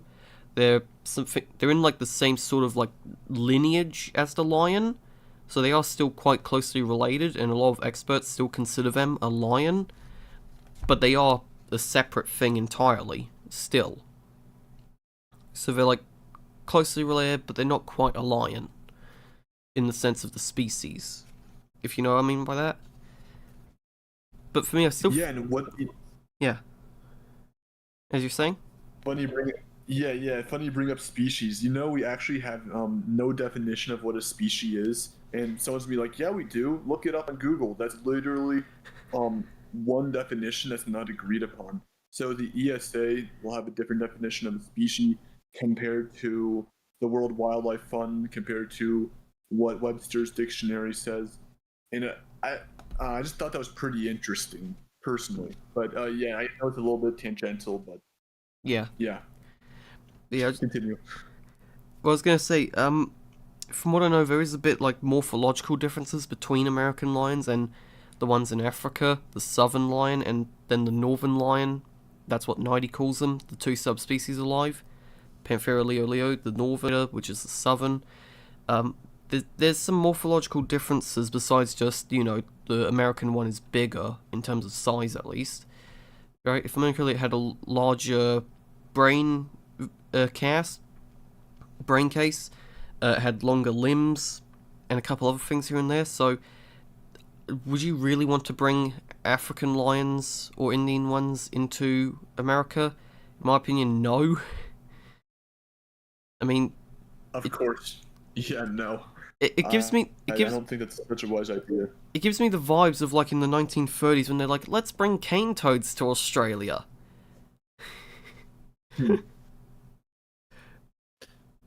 I would definitely say I think it would be very much displaced. I mean, where they if they're gonna put them, I don't know where they're gonna put them, but if they're gonna be in, let's just say modern day Alaska, they say is kind of similar to how the Pleistocene was, kind of similar.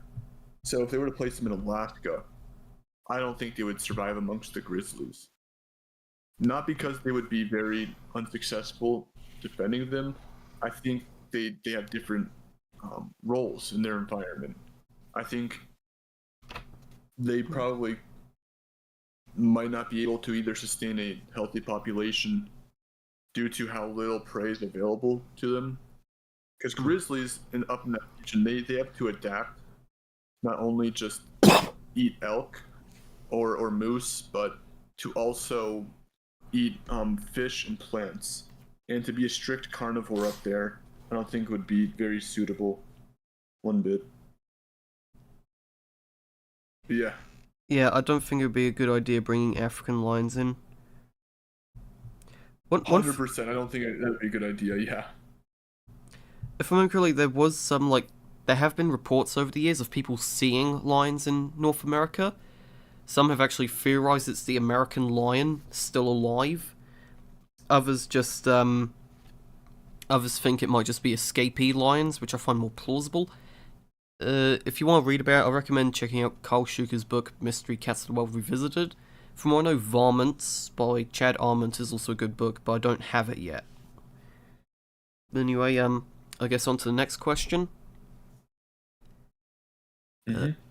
What got you interested in YouTube?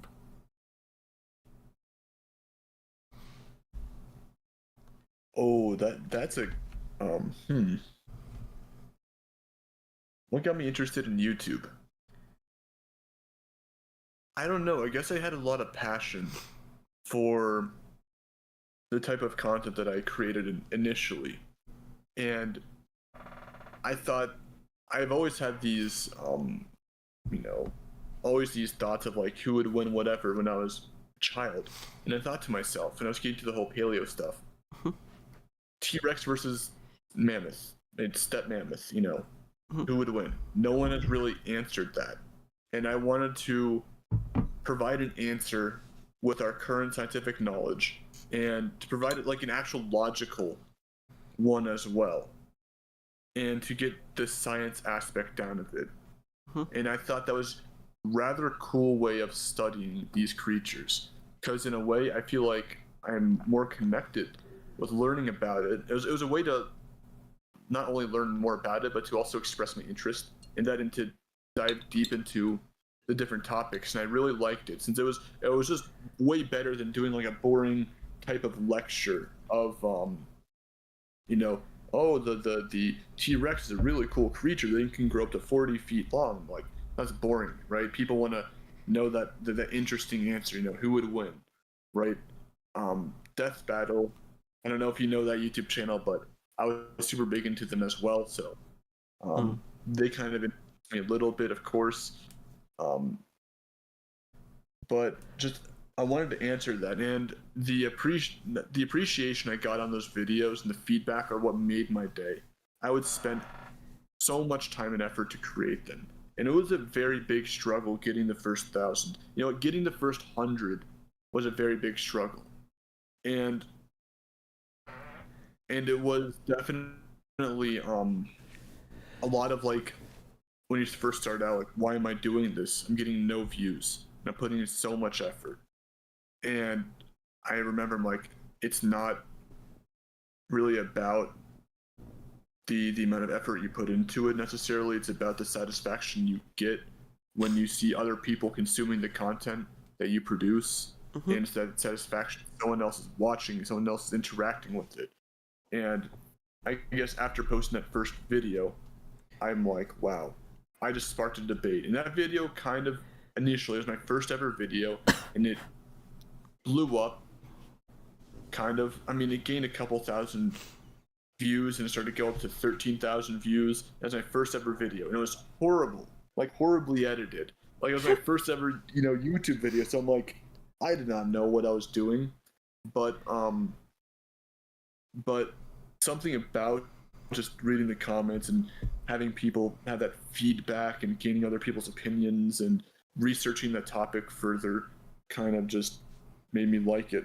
I guess it kind of gave you a sense of purpose a little bit, saying you're a content creator, saying that you're a YouTuber. But remember, with more subscribers, you have to deal with a lot more BS as well. I'm dealing with this demonetization I gotta fix soon. Yeah. I think for me, just after a while with the content I make, it was just like sometimes I get ideas for my own videos that I'd like to see from some of these YouTube channels, and then after a while it's like, alright, I'm gonna make this stuff on my own. Like, oh, I'd like to see Wild World do a video on the big cat legends of Australia or Great Britain or North America, so it's like, you know what, I'll do it myself. Or I want to see an accuracy review that goes like really in depth on, I don't know, a childhood show I might have watched, like a Dinosaur King. So it's like, okay, I'll do that myself. Because you can't always rely on some of these YouTubers to make their own things, or make the things for you. Because, well, what's to say they might have like 50 projects they want to do before the one you want to see them do. Admittedly, right, with some of them, it might be like, I don't know, say I put out something saying I'd like to see Creature Challenge do Puma versus Leopard. Who knows, there might be enough people who will just start going, oh, I'd like to see that as well, to the point you go, okay, I'll do Puma versus Leopard. But that doesn't mean I'm gonna like get it instantly straight away. Exactly. I got literally a whole list of all these people's recommendations in my own, which I think are really cool. Literally Google Docs, just a whole bunch of them.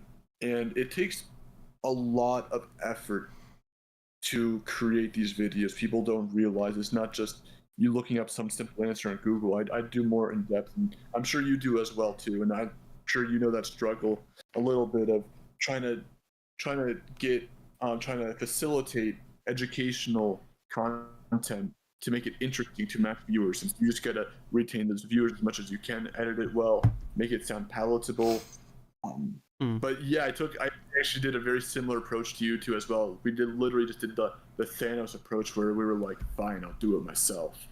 I want to see like a heavily detailed video on mosasaurs. I'll do it myself. And not just that, right? But at least with, if you make a video like that, you can make it however you want. You can make it as in-depth as you want it to be. Like, I might want to see a very in-depth video on mosasaurs. For you, right, if I want to see it from you, you'd probably make it be, like, straight away, Tylosaurus versus Mosasaurus, who wins in a fight. See it from Wild World, might be not as in-depth as I might want it to be. Right, he might make it a half-hour-long video, but most might still be sat back craving, like, I want a little more detail out of it. Then I might get someone who does like a brief species profile, and I might like their channel, but it's like, I'd still like something a bit more to it. So after all, it's like, you know what, I'll just find all the papers I can online, and I'll make my own. Just make it however I want to.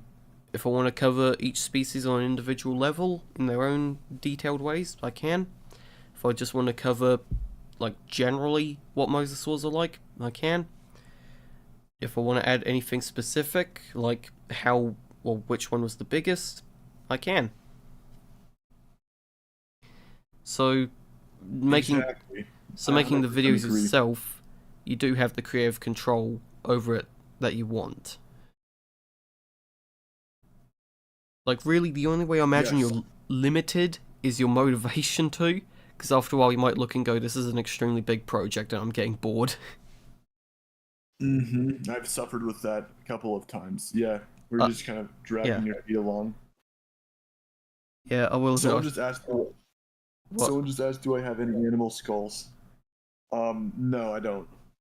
Unfortunately, no. I have a miniature T-Rex skull, but it's plastered. But yeah, continue. Yeah, I've suffered from that here and there. Like I was with a blog I've started up that I'm thinking of doing since I can't really work on videos at the moment.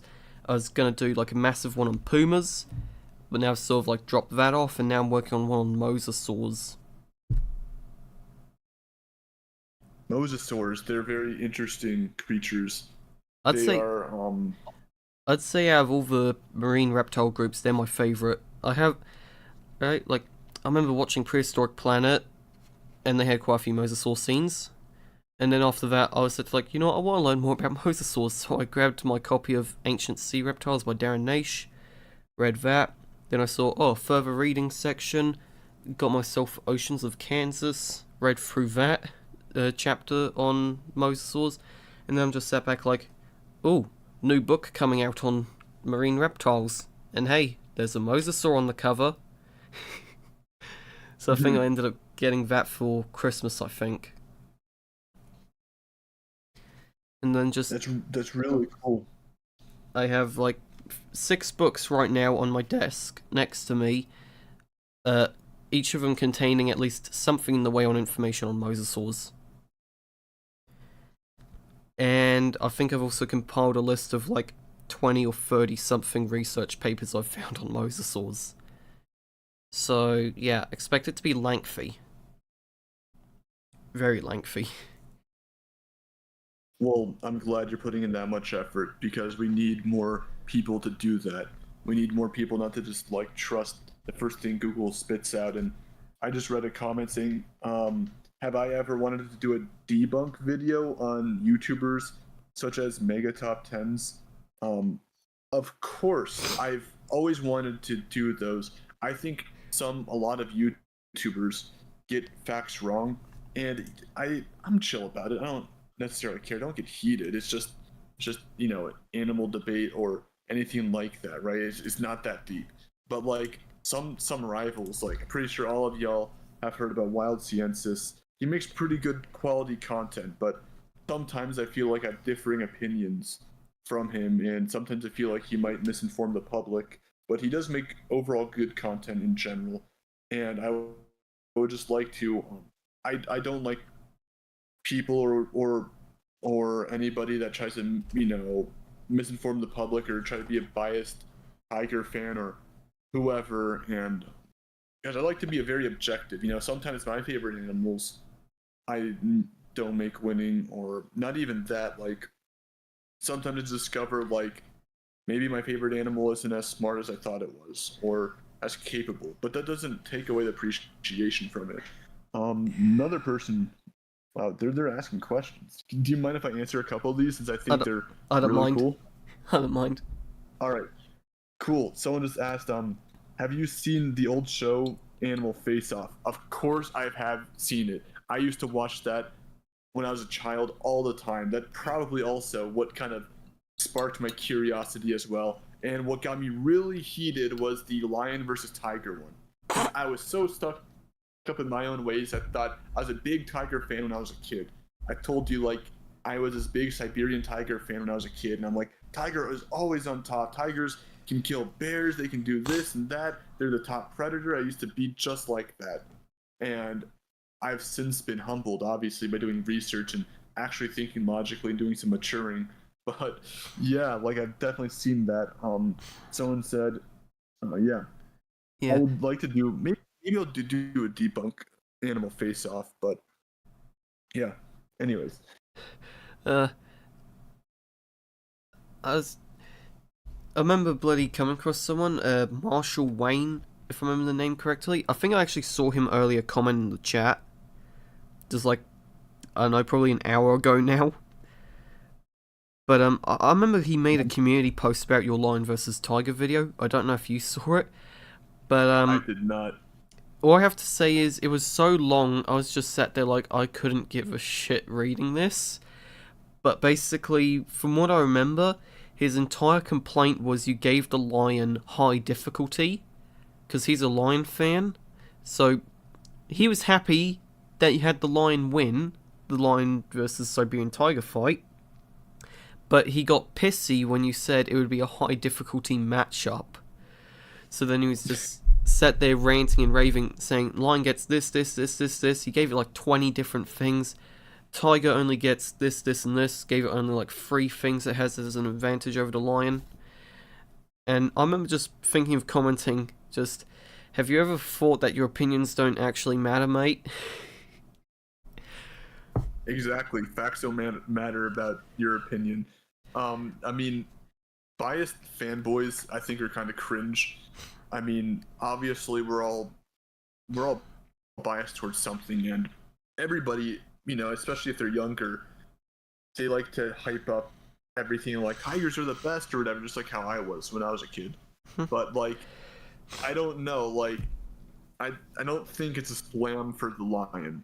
The lion's not going to be like walking around easy, and sometimes the tiger might win. There's always that possibility, but that statement on that video, I felt like I didn't even go into the main. You know what? I was debating on whether to make the video longer and go into like main aspect of it, like just how the main plays a role and how effective would it actually be.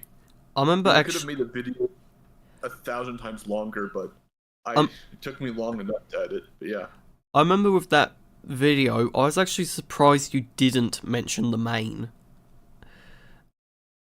Like, I was thinking exactly. Like, yeah. I thought it would be like, I really wrote a section on the main specifically, and I'm like, it just kind of feels thrown in there and random, and I'm pretty sure people already know the lion has a main, but I did go in more depth into the grizzly versus lion video and the main's purpose and how effective it would be, and I assume that people have heard the main argument 1,000 times over, and I really just wanted to not deviate the focus, because it's always about ultimately retaining the viewer's attention, and if you keep boring them about science, whatever, not making it entertaining, they're gonna click off. And you got to keep it factual, but you also have to have that balance of entertainment, you know what I mean, as well. That's the whole point of content creation. You want to facilitate that, in my opinion. So I wanted to do like maybe a post in the comment section about the main morphology, but I'm like, you know what, if someone wants to bring it up, I'd like to see their arguments in the comments, because more comments, the video does better. The more I can post videos more frequently. Yeah, I remember when I said to Gecko that I was going to interview you, he was sat back like, on what, are you going to debate him on lion versus tiger? And I'm just sat back like, for God's sakes, this thing is everywhere. I know, right? Just like, no, I just want to interview him. I just want to talk to him. I don't mind his content. I thought he might be cool to talk to. Not bloody be sat back yammering like, no, Siberian tigers do average 500 kilos. You're an absolute moron. You are stupid for thinking the lion wins. Yeah, oh my god, like, people get heated, like they personally like get offended, they'll like attack your YouTube channel. I'm like, dude, it's just a video, chill out. It gets heated, and I promise I'm not doing any misinformation. People are like, you're wrong, this happened, or oh, don't get me started. I know I saw some of the lion versus tiger video you made, why it's so controversial, and people will also bring up historical stuff. And I'm like, I am not going to go into that. That is way too in depth, and there are multiple reasons why historical accounts are very, very inaccurate, and you know what I mean. And I feel like historical accounts should not be really relevant to the debate of recent times, because there's a lot more factors rather than just historically this happened. Like, can you prove that really? Not just like, and how many stuff was unrecorded, like. Yellow journalism also. Like I keep seeing one get floated around of like some lion called like Brutus or Caesar or, something epic, like Greek god number 6,927, killing like 3 lions in one. Lion killing 3 tigers in one fight. And I'm just sitting back thinking like, Yeah, like I don't know, like these historical accounts. I feel like, and how do I know the historical accounts do not take like a malnourished lion, Yeah. or whatever, and that's why I don't like to do historical accounts types of stuff. It's Uh, just irrelevant, in my opinion. I remember thinking, like, to truly answer the question of lion versus tiger when bringing up the historical accounts, it would be interesting to do, like, a massive deep dive survey and look and go, like, okay, out of 100 reports, 60 said tiger wins, 40 said lion, so therefore tiger wins more on average. But as you said, it seems like there's just a lot of controversy all over this stuff to the point it's like, yeah, maybe you should stay away from that. You're never gonna win with that argument. I'm getting yeah, that argument, man. It's very old. Um, Now people want the Bengal tiger versus lion video, and I'm like, okay, I need to chillax on the lion versus tiger thing. That should be a gift. All these interesting videos, believe me, I know I have a whole list, and there's some stuff I really want to make, but you can't always give the biggest, the best videos just out of nowhere, right? Mm. Even though the viewers want to see it, you can't do it because you're going to run out of ideas eventually, or you need to sprinkle it in as like a little reward. Hey, we reached, I don't know, 50K, 100K. I'll do this, I'll do that, right? Like it should be a treat. If you always give a treat, people are going to expect more or get bored, or you know what I mean. It should be like a gift, and that's why I like to say around the New Year's time. Start out the New Year good. We can do a cool video like that. I think that would be that's a great concept that I like to do. Or if we achieve a milestone, I'll do something cool like that. Mm. You got a gift, the viewers sometimes. Hmm. Well, I guess we can sort of skip the next question, which was thoughts on the internet when it comes to animal battles. I think we've sort of gone over that in depth a fair bit, talking of how you have people who tend to heavily overrate some animals. Mm-hmm. Yeah. Yeah. I guess we can also skip the next one, which is things that annoy you about animal battles or the community surrounding it. So I covered that with like the biased lion and tiger fans. Oh yeah, the biased. Yeah. Well, like I said, I love it with Marshall Wayne. Just if I remember correctly, the same guy has also said of how like lions can kill grizzlies. Lions can kill grizzlies. Hmm. And therefore that means they win against tigers like 100% of the time. Just what? It's Wow. That is wow. That logic. That logic is something. I'll give it that.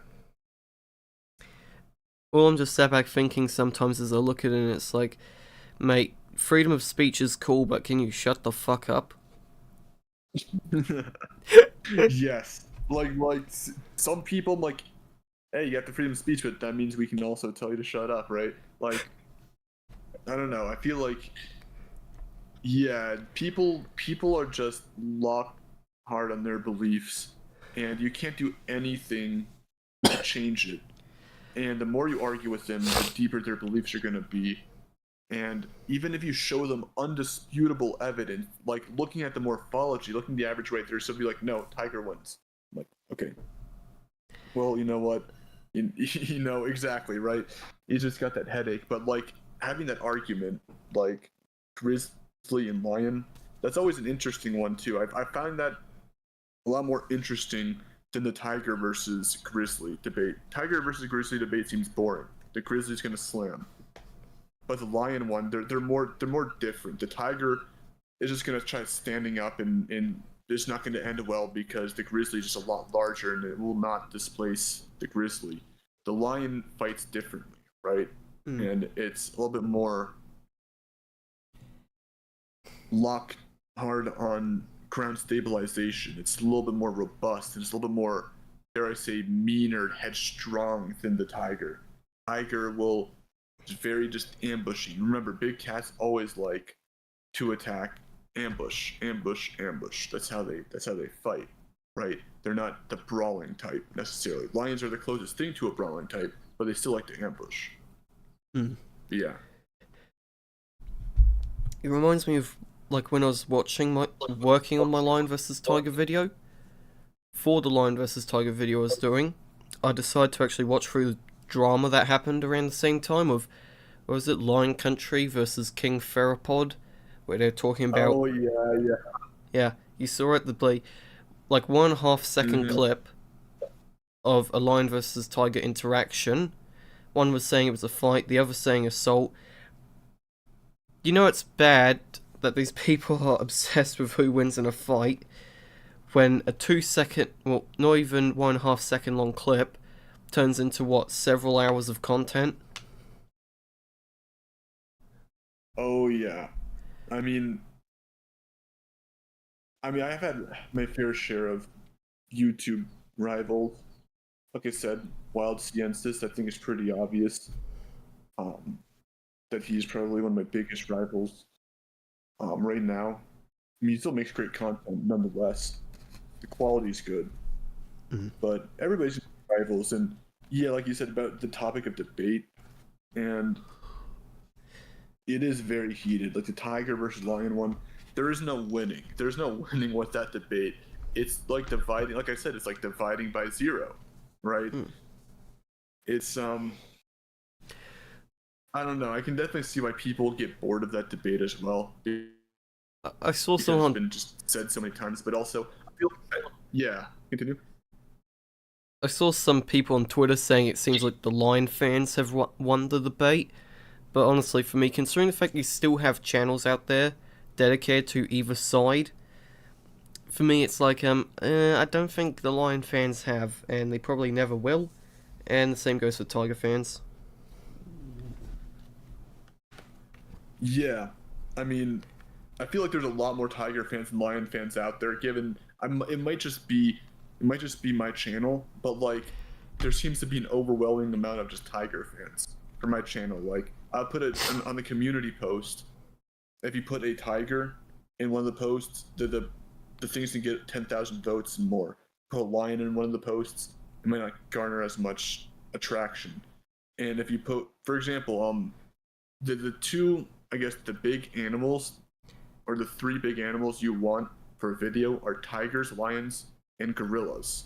So if you can mix and match, those videos are going to garner a lot of views. But tigers in general are probably the most popular animal, probably in the animal community right now. You put a tiger against a grizzly, that's going to be the number one debate as of right now. It changed, but it used to be gorillas. People used to like gorillas. I don't think so anymore. Lions kind of had their fair share, and now they're not as popular, but definitely tigers are just, for whatever reason, in the YouTube community, at least it might be my channel, they just, every time you mention a tiger, it just garners a lot of views. So I remember joking with Nighty once, since for me probably he's a Lion fan. So I remember just going to him, like, it'd be interesting to know the politics of Lion fans and Tiger fans to see where they fall on the political spectrum. And I remember he went to me something like, oh, from what I've seen, it seems like most Tiger fans are Indian, so they're most likely Hindu, whilst most Lion fans are Arab, so they're most likely Muslim. So I just went to him, imagine if this is just one big ethnic feud. Just one ethnic and religious feud. Like how you have the thing of Palestine versus Israel. Except instead about it being like, is this Palestine land or is this Israel's? No, instead it's whose cat beats the other in a fight. I swear, if it's like manifesting itself like these feuds, that's like the last, that's the last thing I would think. Like, honestly, the tiger and lion one, wow. That's like, I don't know what caused it. Is it because they're just like so similar yet different? Like nature just caused them to be that way? I don't know. Yeah, like, I think I'm going to think of that as just lion versus tiger as a whole now. It's just one big ethnic and religious feud. Basically, yeah. They're just like manifesting into something else. Well, hey, I think Nighty said to me that quite a few Tiger fans he's met do just come off as extremely racist and tend to throw around a lot of racial slurs. So, who knows? Maybe that is okay. true. The you know what my favorite fan What? fan people are? The Who? gorillas. Because they're so funny in the comments. I swear, like some of them I missed the days a little bit when I kind of made a video slamming gorillas, how people overrate them, and the comments on there was so funny. Like, gorillas are the reason why the Earth spins around the axis. Gorillas are the reason why the Milky Way exists. It was just so hilarious. Like, I missed those. Like, so many people just like made so many trolls of it. It was hilarious. I'm like, gorillas are the reason why like giraffes are a thing because it like a horse pissed it off and it uppercutted it and it that's how it got its long neck and I'm like, dude, oh my Looney gosh, these Tunes are style. hilarious. I miss gorilla fans. I can imagine that now, just Looney Tunes style horse just effed around and found out with a gorilla. Yeah. Play stupid I miss games. those comments. Win stupid prizes. Exactly. Alrighty, next My one. favorite part is when What? Yeah? my favorite part is when they always call like a tiger a coward or a lion a coward or something like that. I just saw a recent comment saying that yeah. Any videos you'd be interested in making? So, I guess you have a lot. I do. I got a whole list. Okay, so what's in the works right now? Making a YouTube short on intelligence, and I couldn't fit it all into 1 minute. So I think that's a very great topic for an actual video. But the current big video I'm trying to work on involves it's an honest truth video involving a polar bear and a grizzly, and I'm gonna be doing more. Let me actually, you know what? I can actually pull up the doc right now and look at what I'm highlighted for some here. We're getting a behind the scenes look, people. Reading behind the scenes look. Okay, so I was gonna do. This is a sneak peek. What did Neanderthals sound like? I think that would be a pretty cool video. Polar bear versus Siberian tiger, not even close. That sounds like You know, it's what going to is be a smartest? repeat of the bear, the grizzly. Oh yeah, you need to garner those views, right? I'm trying to get that 50K subs, right? I got a whole bunch. I'm not gonna expose like all the ideas, but somebody did comment like they like to see puma versus leopard, and I think that I was take me. note of that.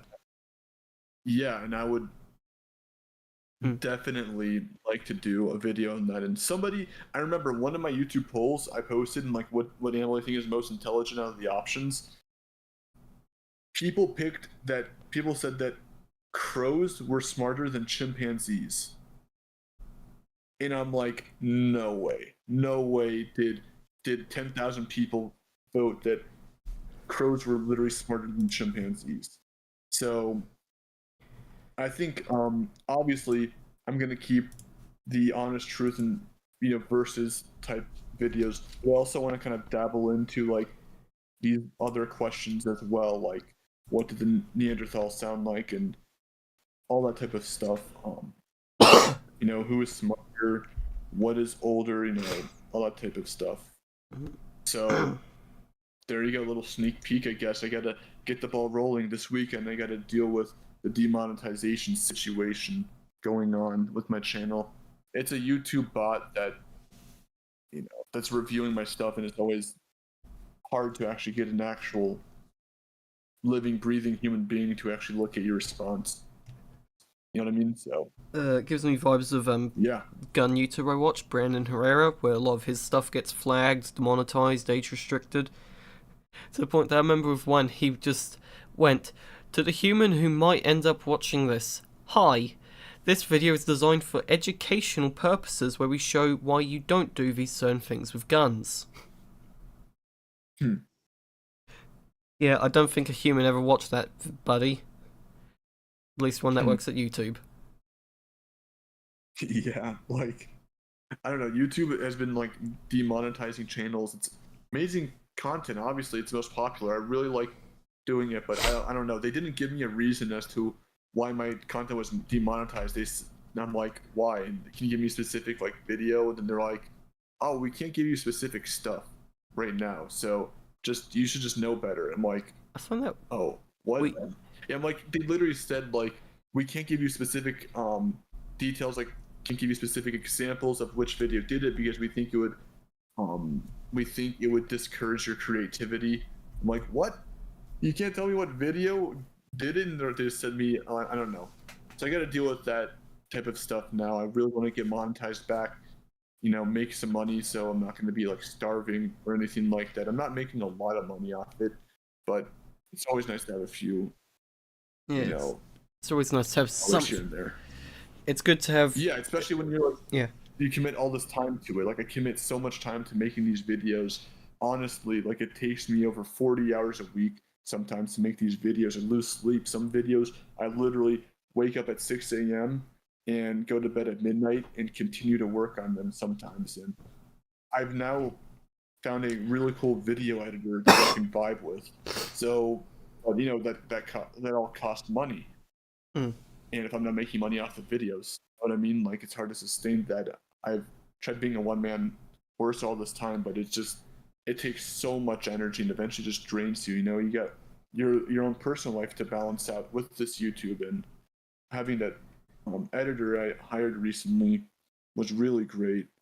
But I need to start being monetized back in order to sustain it. Yeah. I mean, hey, I'm not really like making any money at all. My channel's not monetized, but for me, it's like if I'm gonna, become popular, I'd like to actually have some income from it. So I actually have an incentive to, especially make some really lengthy videos if I wanted to. They're like, an hour or two long. Okay, so you want me to tell you a little secret on how much YouTubers make? I'm pretty sure you can all like look it up, but like, I mean, it depends what content you make and your SEO and everything like that. But like, for example, educational channels will actually make more money than gaming channels. But I think a good safe bet would be about $2 for every 1,000 views is a pretty safe bet. That's what they say. Now you're excluding sometimes taxes from that too. But yeah, so in case any of you guys were interested on how much YouTubers make, that's kind of like a safe bet, generally speaking. You're really not making much money unless you get past like the 100K mark.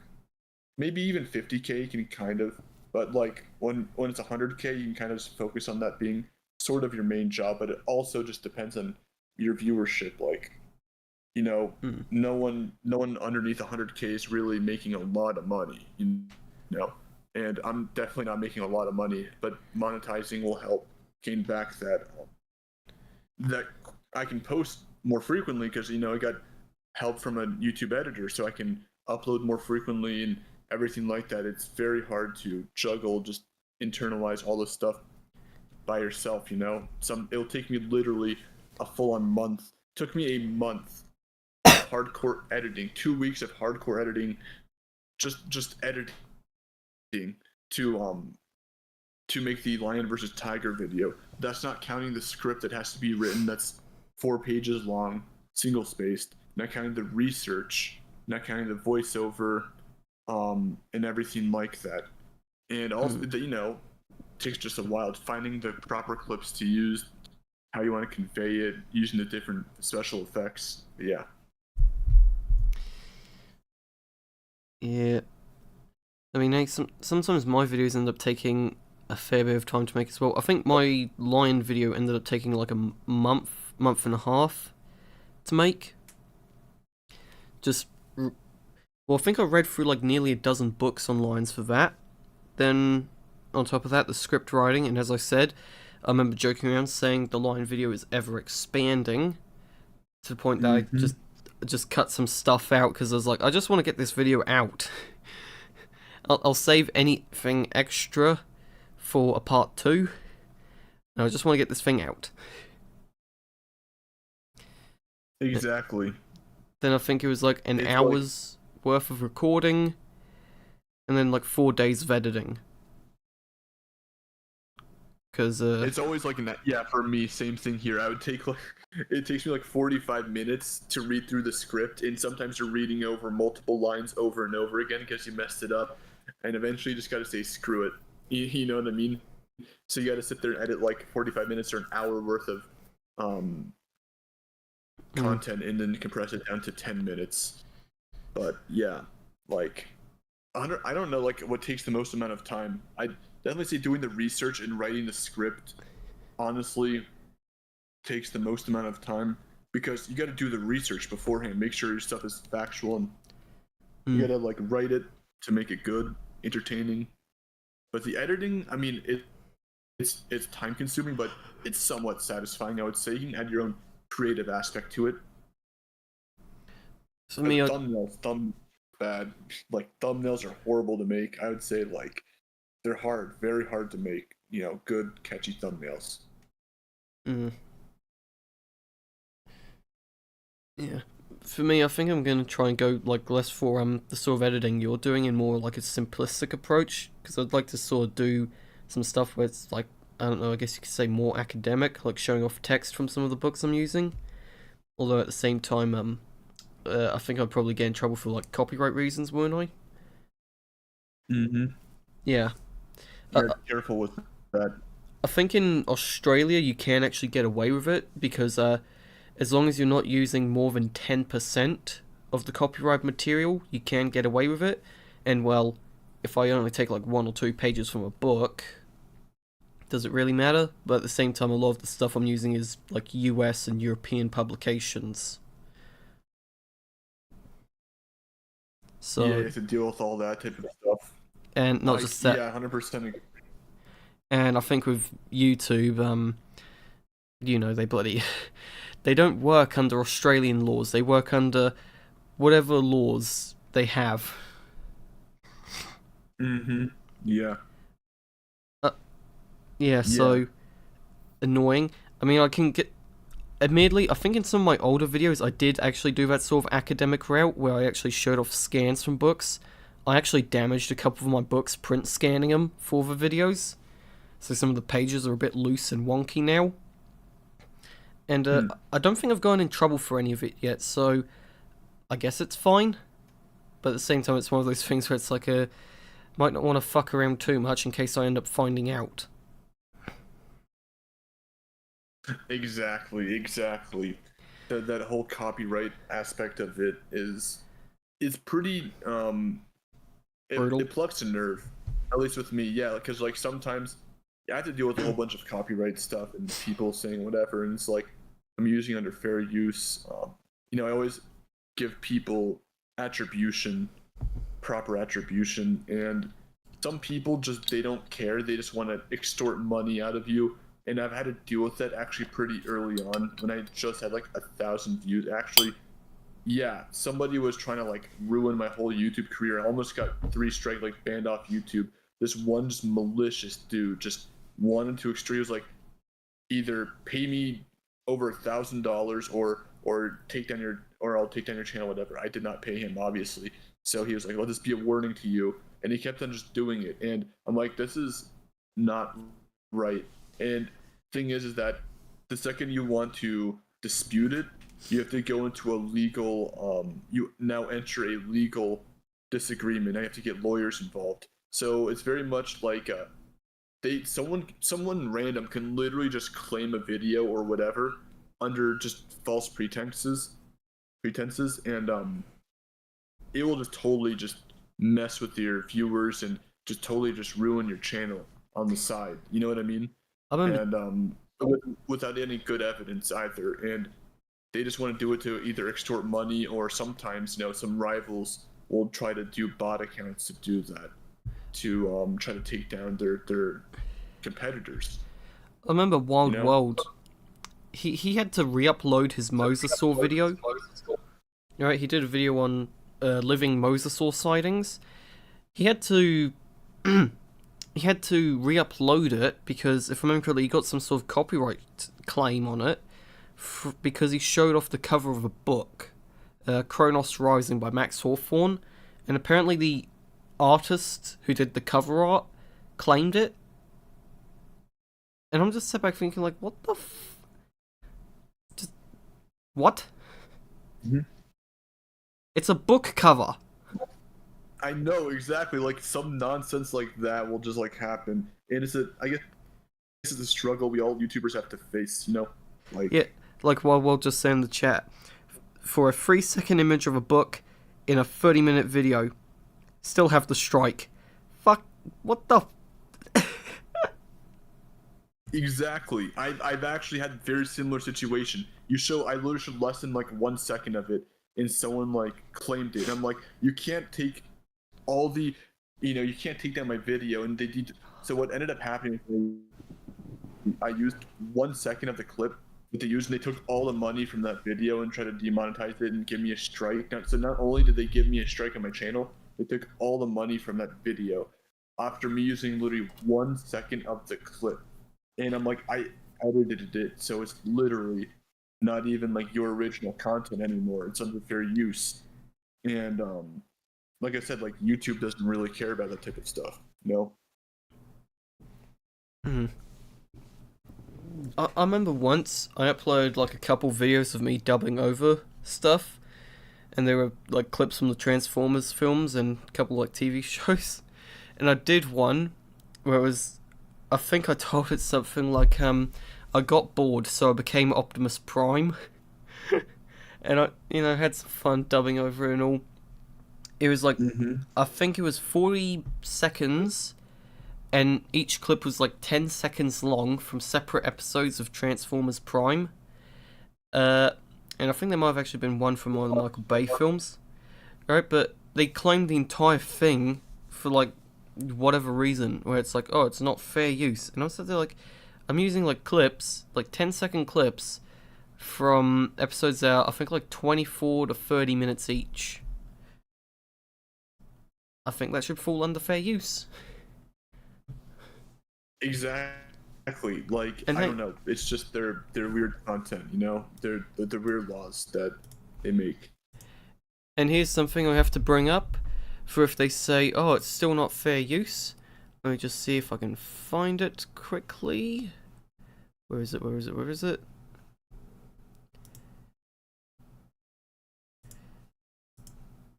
Someone uploaded the entire series in HD to YouTube. Yeah, I exactly know how you feel about that. I've seen similar YouTubers do that, and I'm like, why do they not get copyright strike, but I do? You know, there some bigger YouTubers literally do the exact same thing that I do. I don't know. It's just some battles you just can't win, you know? Yeah, I'll get copyright claim for like 10 seconds worth of Transformers stuff. Meanwhile, I remember like within a couple weeks of Hazbin Hotel being released, someone had uploaded the full series to YouTube with Vietnamese subtitles. Like, at least with Transformers Prime, it's a decade-old show. This guy's released something that's still fresh in everyone's mind. Exactly, you know, but it's a weird system. It's annoying. Like, if you're gonna go after me for 10-second clips, go after them, please. Actually, no. You know what? I want to binge watch the series now. Let me watch this. Let me watch it first. Then you can take it down. It's screwed up sometimes. Or like with Wild World, 3-second image of a book, 30-minute video, still has the strike. So, guess I can't do the academic stuff I want to do of like showing off the text from some of the books when talking about things. Which I want to do because I remember you did that with your Lion vs. Tiger video, and also one channel I watch here in there, Spookston, who does like military vehicles.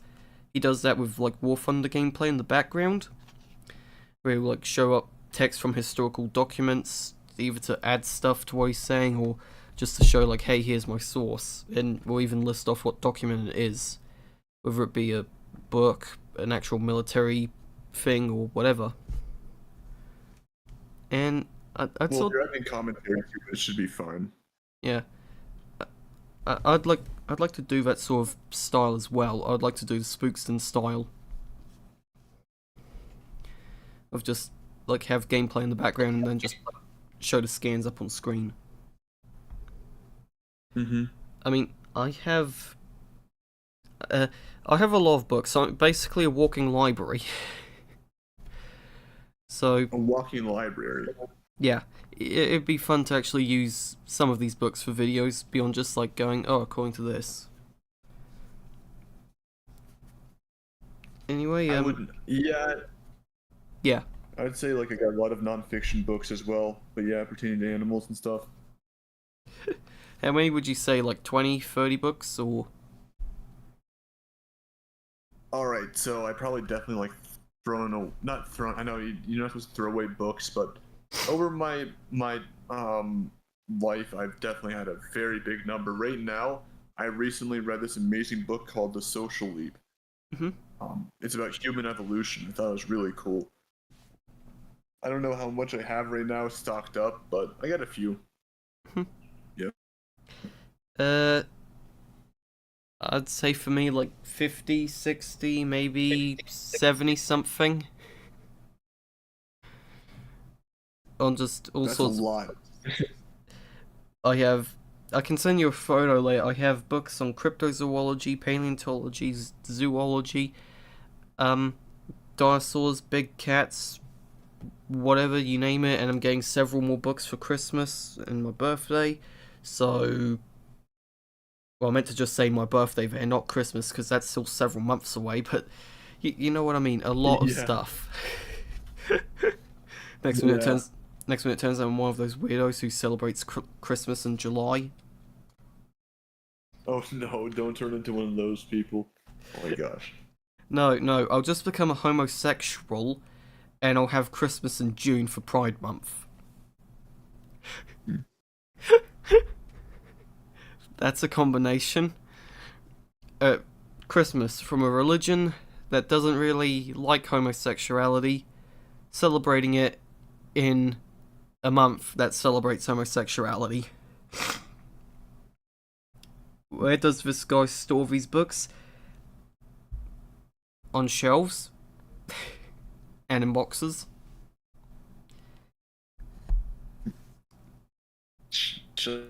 Elf on the Elf. Yeah, was it the Elf on the Shelf for the Christmas thing? I remember used to have one of those things. Yeah. Never had an Elf on the Shelf myself, but they look creepy. They are creepy.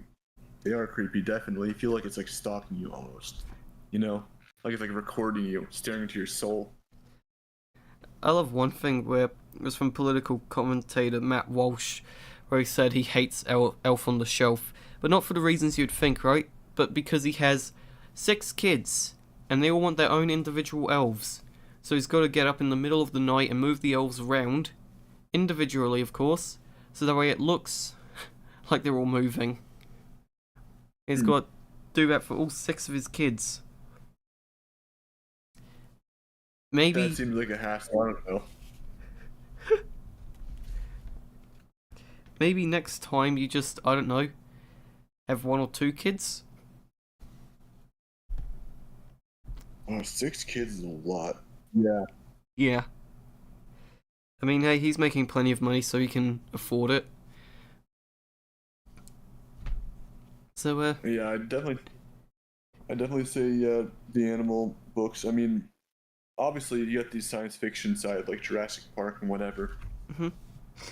Yeah. Yeah, I have the Jurassic Park books as well, but I've mainly just been collecting all the non-fiction reference work types of just old and out of print stuff, including also some new and still in print things. Like, I came across someone who covered the British big cat phenomena in a 4-part series of books, so I've decided to get my hands on that as well. Just because, well, I've read a lot about the Australian big cat legends, Might as well check out the British stuff.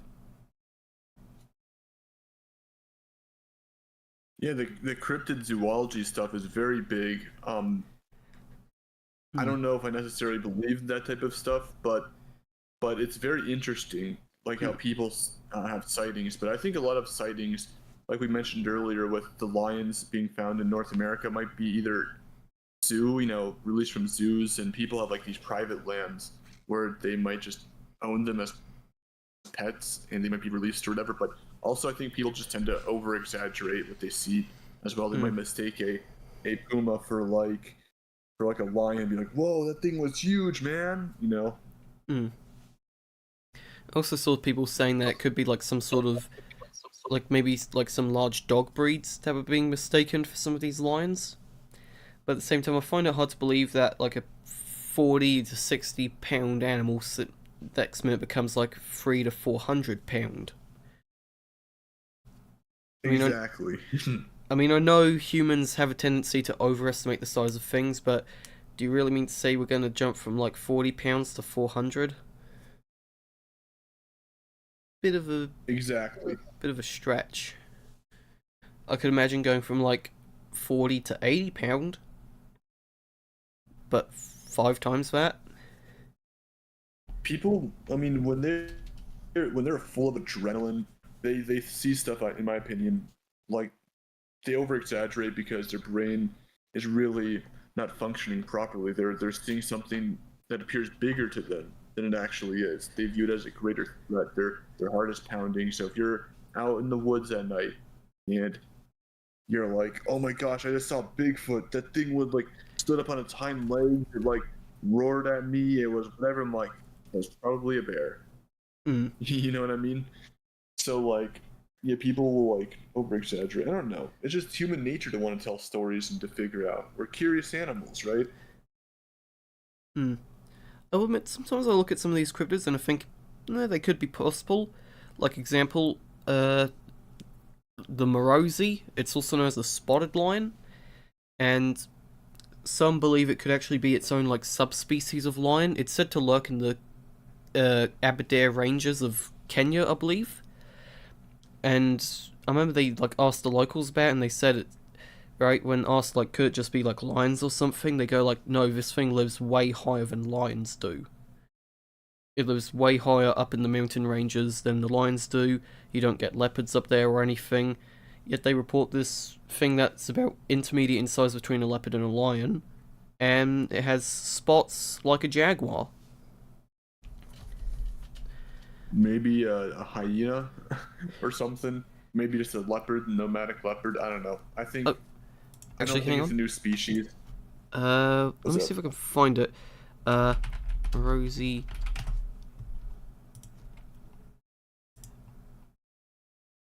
Admittedly, due to the camera quality, the spots are sort of exaggerated a little. But there is a skin.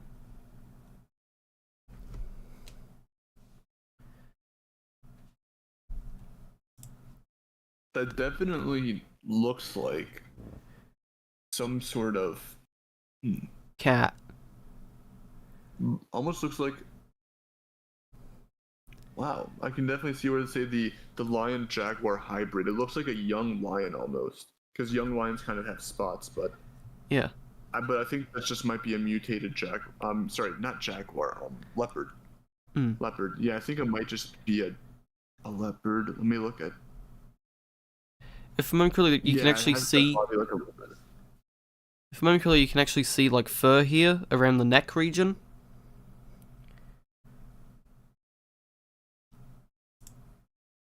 If I remember correctly, there's. And we gotta make sure that's not plastered on or faked or anything like that. As far as I know, it was genuine. They actually had a wildlife expert of the time. I think his name was Reginald Pocock. He actually gave his own examination of it, and he was tempted to say it's something new, but he wanted skeletal material before saying anything. Let me see. Find some more pictures. The tuft at the end of the tail, the black spot at the end of the tail. I'm trying to see. That's not really what leopards have. That's what lions have, right? Yeah. So Here's another image I found. This one looks to have a bit more detail. I'll just put it up on screen for everyone.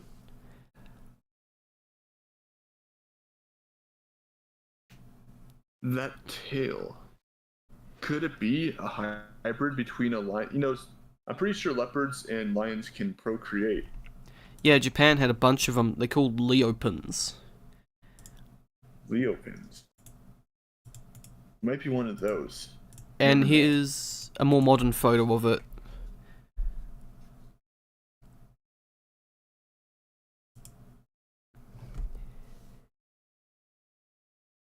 Oh yeah, that definitely looks...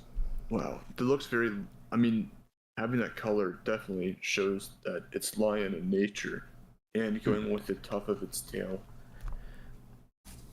One thing I actually found interesting was, I remember reading about it, and they said that you actually notice a bit of a trend in Africa, where you have the African bush elephant, then you have the African forest elephant, and the forest elephant is smaller. Then I think they said you also have the same with Cape Buffalo, where you have a plains version, and then you have the forest one. Forest one's smaller again. So I remember them saying it could be the case here, where you have the lion that most people think of, the plains one, and then you have a forest version, and that's what the Morosi is, the spotted lion. So maybe that's what we're looking at. I also saw people saying that's a young lion, and there was a photo taken of one young lion that was 2 years old that still had his spots, but they weren't as vibrant and visible as the Morosis. So the Morosi's pretty interesting. And it is. And also, it's apparently, from what I know, it's also been reported in other parts of Africa besides just Kenya with its mountain ranges. So I remember actually saying to Nighty, maybe it's the case of it's a separate subspecies of lion, like one person theorized it is, and it's just designed for a more forest lifestyle. Or, alternatively, which I think could be even more interesting, if I remember correctly, lions have those spots because of their evolutionary ancestor that was a tree dweller. So perhaps, maybe, the Morosi is a modern representative of the lion's ancestor. So, one thing you learn when you take a conservation biology course is that sometimes there will be two distinct, I forgot the proper terminology for it, but it's basically what happened to the plains lion, the Atlas lion. Like you said, if you are divided by a region for a very long time, you will kind of almost morph into a separate entity, and your characteristics will be very different. So they get examples with some certain monkeys and birds, where some, were more of beach dwelling and some were more forest dwelling, and they saw the evolution of that almost. So we might be witnessing that they're near the ecological edges of these terrains where they're separated. But, I'm going to be in Kenya in a month from now, so I'll let you know if I see it. How about that? I'll see if I see it. Are you going to the Aberdares mountain ranges, or...? I am going to the Masai Mara again. So yeah, I'll be trying to record a vlog, like I said, for my channel. I don't know how good of quality it is, and depending on how much footage I can get, I'll see if I can make it a YouTube video, but I really want to make it a YouTube video, so I'll try doing that. Who knows, maybe after that blog in the Mara, you should go to the Aberdares Ranges and try and find the Morosi. That'd be an interesting... Exactly. I mean, hey, a lot of people, from what I've seen, tend to respect you and your content creation, so I could imagine the Morosi getting a lot of attention if you were to do a vlog on it, trying to find it. Exactly. I think that'd garner a lot of attention. Yeah. Next minute, see something of wildlife expert discovers new big cat species. That would be really cool if I could do that. Imagine if you do discover your own big cat species. Yeah. I don't know what I'd name it. That'd be cool if I could like name a big cat. Sadly, Something there like is that. a taxonomic name already given to it. Oh, you know what? I'm gonna change that. I'll be like, you know what? Scientific names are always changing. Let's change it. I'll call it the lion is greater than tiger lion. Just to make everybody angry. Panthera Leo supremacist. Panthera Leo whatever than tigress. Panthera tigris. I don't know. I totally would just do that to just troll people in the science community forever. Yeah, who would win, the bloody spotted lion of Africa or the blue tiger reported in, I think it's India? A blue tiger in India. I want to see that. That sounds cool.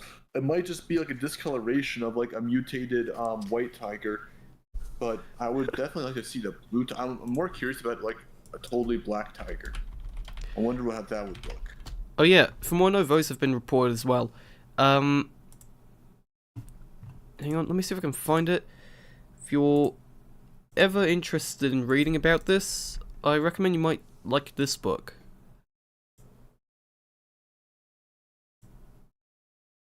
Mystery Cats of the World Revisited.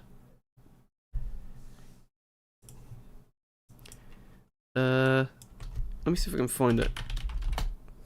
Cats. I think this is the book. You also had another book published that's similar, just this year actually, published. The Cats of Cryptozoology. So, I guess if you're interested, pick up those books and see what you might think of stuff like the blue tigers and the spotted lion, just from reading more in depth about it. Yeah, it definitely seems interesting. I'll give it a look. Yeah. I actually have a copy of the first one I sent you, so if you want, I could probably send over photos of the pages. If you want to commit to that, it sounds like a lot. You should just taking photos of that. Unless you have a PDF. I don't have like a PDF file of it or anything. I just have the physical copy. Blue tigers. Yeah. Wow. Blue tigers. Also known as the Maltese tiger. Also, if you look at the cover of the first book I sent you from Carl Schuker, the Black Panther on there, that's a black cougar. Oh, there's definitely been reports of that. Yeah. People have heard, like in North America, specifically in Florida. Yeah, I remember reading about it. Apparently there is a lot of reports from Florida of black panthers, cougars. I mean, they call them panthers in Florida, I believe. They call mountain lions that. They can't call them panthers, they're not part of the Panthera, but yeah, it's Florida, so we get the wild Floridians out there, the most dangerous of the animals. I remember saying to someone, right? I remember going like, it just clicked with me now. The black panther on there is a black cougar, and they responded saying that whole thing of a black panther is anything in the Panthera genus, so therefore that you can't call this thing a black panther. And I remember just being set back thinking like, you do know they're called panthers in Florida, right? So for me, on a technicality, you could actually call it a black panther. I know it's not in Panthera. I don't know why they call them that, but yeah, I don't know. Did they go by many names? Like you got cougars, you got mountain lions, you got pumas, and then I gotta say, what should I use in the title of my YouTube video? Puma, mountain lion, or cougar? You know what I mean? Oh, I thought of a good one, because if I remember correctly, originally, at least from what I know, panther was a synonym for leopard for a long time. So you could actually call it panther versus panther.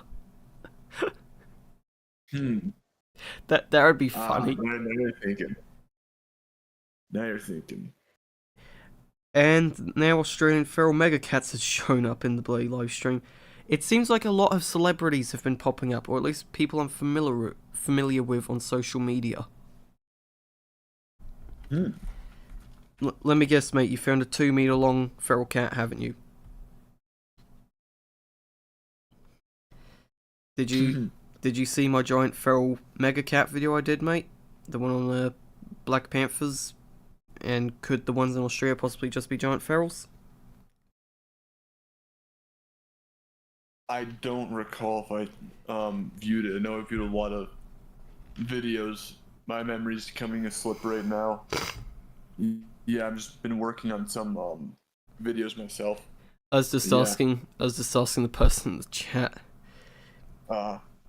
Yeah, cause I noticed this guy. He tends to be fairly like vocal about how feral cats in Australia are just growing giant. I will admit, I do sort of doubt it. Cause I look at some of the pictures he's posted, and I go, that thing can't be like giant. Because I remember someone saying to me they had a gun that had a 26-inch barrel. So then it's like, well, assuming this gun has the same, that means this thing's about the same size as like your general feral cat. So it's not a giant. Mm-hmm. If you want to see a true giant, Google the Kurt Angle cat. That thing was, I think, 1.76 meters. The Kurt Angle cat. Hang on, no way they named it. That's because the guy who shot it was called Kurt Angle. Oh, I thought it meant the WWE wrestler. Dude, I was gonna say like. So here's the big boy. Immediately, this is a forced perspective photo, but the tail has actually been saved, and the tail alone was 60 centimeters.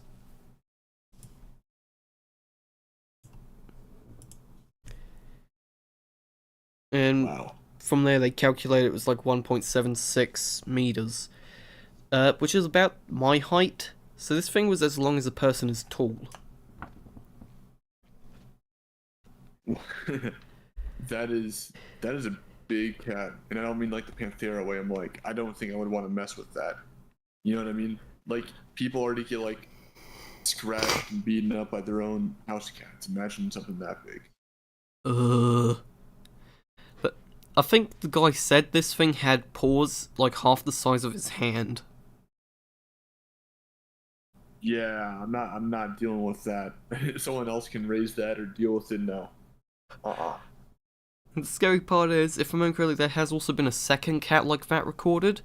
So, it seems like these things do occur, and this isn't just and this thing isn't just a one-off freak. So, like I remember saying on Twitter about it, this thing could take a child. Yeah, definitely. And who's gonna dispute it? Does anybody want to mess with it, knowing that they're gonna consciously get hurt? You know? I'm not touching it. Exactly. Just whack. It's a small mountain lion, for crying out loud. It is, and maybe it has to deal with something with mountain lions. You never know, like a cross. I don't know if it's even possible to crossbreed them, but you know what I mean. What, like crossbreed? Crossbreed the mountain lion with an actual like house cat. I don't think it's possible, but if I remember correctly, there has been bobcat. I think Maybe there's it's a bobcat. I think there's been puma leopard hybrids recorded, but the thing is that this was recorded in Australia. So where'd they get the puma from? Exactly. Wait. Where did they get the puma from? Yeah, exactly. Or the leopard, for that matter. Like, wow. That's a big cat. Indeed. Anyway, got two last questions. Admittedly, I think we can skip this one again. That I just sort of like have as a one. Any videos you'd like to see me make? I haven't really been able to make any videos, so guess can skip unless you have any ideas. Do you have any ideas?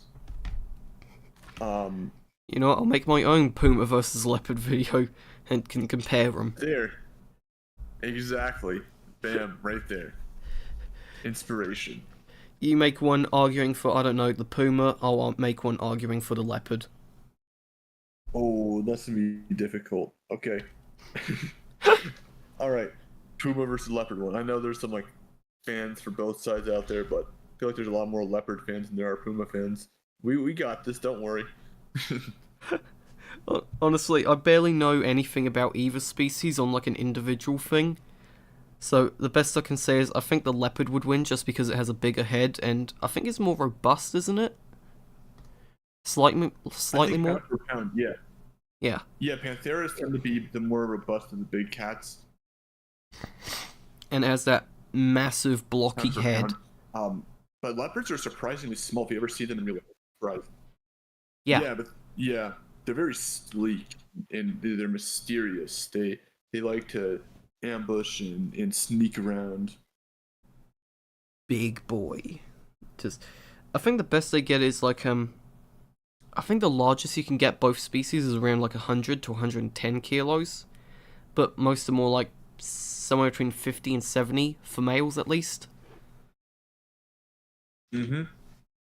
I feel like cougars / pumas, whatever you want to call them, tend to get bigger than leopards on average. People say, oh, doesn't that make it like automatically win? You know, the bigger cat usually wins. I'm not so sure about that. I got to do my video research. I do have some perspective on both cats, but I would definitely like to see what research articles have to say about it. Scientifically speaking, average, historical, what their claws are used for, what their morphology build is. You know, does one have a bigger shoulder region? Does one have more an advantage with its hind limbs? You know what I mean? Does one have thicker fur or easier to penetrate skin than the other? How do they both fight? Something you gotta take into consideration, you know? For me, it sort of feels like a repeat of Lion versus Tiger, just with smaller cats. Because they're both pretty similar in morphology, but different. Like, exactly. They're both medium-sized, agile, very adaptable cats with massive ranges, right? Like, I mean, if I remember correctly, pumas are found in all of the Americas, both of them, South and North America, across multiple states of America, and possibly even more states than most think, since you have reports of the eastern cougar. And if I remember correctly, historically, the leopard has been one of the widest ranging cats besides the domestic. So, I feel like I'm going to lean towards the leopard. It'll be interesting to see what your take will be when you put out a video on that.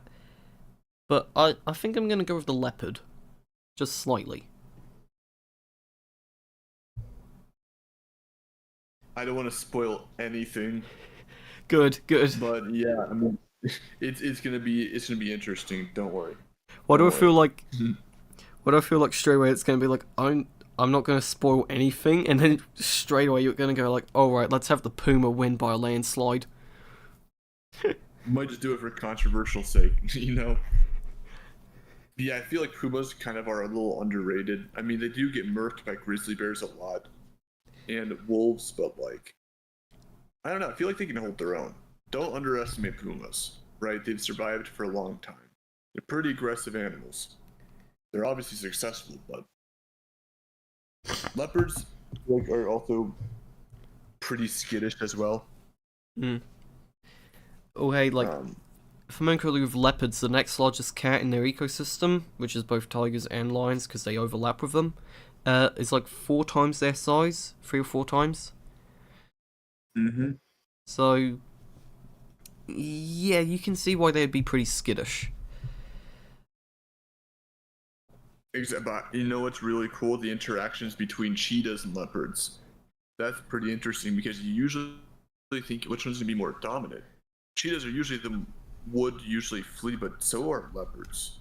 And sometimes when you have like a mother from both sides, they can get into it. And cheetahs usually go in coalitions if they're lone males, right? Lone males usually go in coalitions of 2 or 3 others and one big leopard. I feel like leopards, I mean, they have to deal with hyenas more often. So, you know, they just climb up that tree. And it was very, very difficult to see leopards. Lions are a lot more common than leopards. Leopards are so hard to see in the wild because all you get to see, you gotta have really great eyes. They're always in trees. You don't look on the ground. You look at the trees. And how you spot these magnificent creatures is by its tail dangling down. That's one of the only ways you can spot them if they're in the tree. And the tail blends in. It looks like another tree branch. But also you can spot them if there's like 1,000 vehicles crowded around one tree. That's a telltale sign. Follow the vehicles and follow the vultures as well. That's what they say. Vultures will tell you if there's a kill. That's where all the action happens. I love one thing I saw, right? The whole thing of like leopards up in trees. I saw a picture where it was a sign that said something like, warning of falling animal carcasses. Leopards store prey up in trees. Beware if they fall. And I'm just sat back thinking like, and no warning about one of the most dangerous big cat species alive today. Exactly. Although at the same time, I guess it would be one of those things where it's going to automatically click in your head. Oh, they store their prey up trees. Hang on, that means there's leopards in the area. I saw like a dead carcass and it was like almost bones, like all bones basically. And it was just sitting up in a tree and we're like, whoa. That's a pretty cool image to take right there. You know what I mean? When's the next time you're ever gonna see that like a whole carcass that's like all bones now, just chilling up on top of a tree? And I thought that was really unique. That means obviously a leopard has theoretically been there, but hasn't returned for a while. And I don't know, it's just something you don't see. It's like almost like Halloween in real life, you know? I think I heard something saying. I remember reading that apparently it's only the African leopards that really do it. You don't really get it with the Asian ones, apparently. Which I found interesting. I wonder why that might be. Like, I guess maybe they don't have enough competition in Asia to do it. Why they don't drag animals up trees? Yeah, like maybe tigers and what's it called, dolls, which are like their version of the dingo in India. Maybe those aren't much of a challenge for leopards in terms of competition. I want to believe so, yeah. I mean, I think their most competition, honestly, just might be dogs. But I've seen, like, those videos of just leopards, like, killing the dogs on the streets in India. And it's been so bad because there's just a lot of feral dogs just roaming around in India, causing rabies and everything like that. I saw a video of one where I think a leopard ended up sneaking into a school. Yikes. Yeah. That's a story to tell. I remember they showed the staff like trying to deal with it, and you see one like run, and they miss grabbing the leopard, right? And I remember it turned around, and it managed to actually grab him on the shoulder and bite in, before I think they like climbed up a wall to get away from the leopard.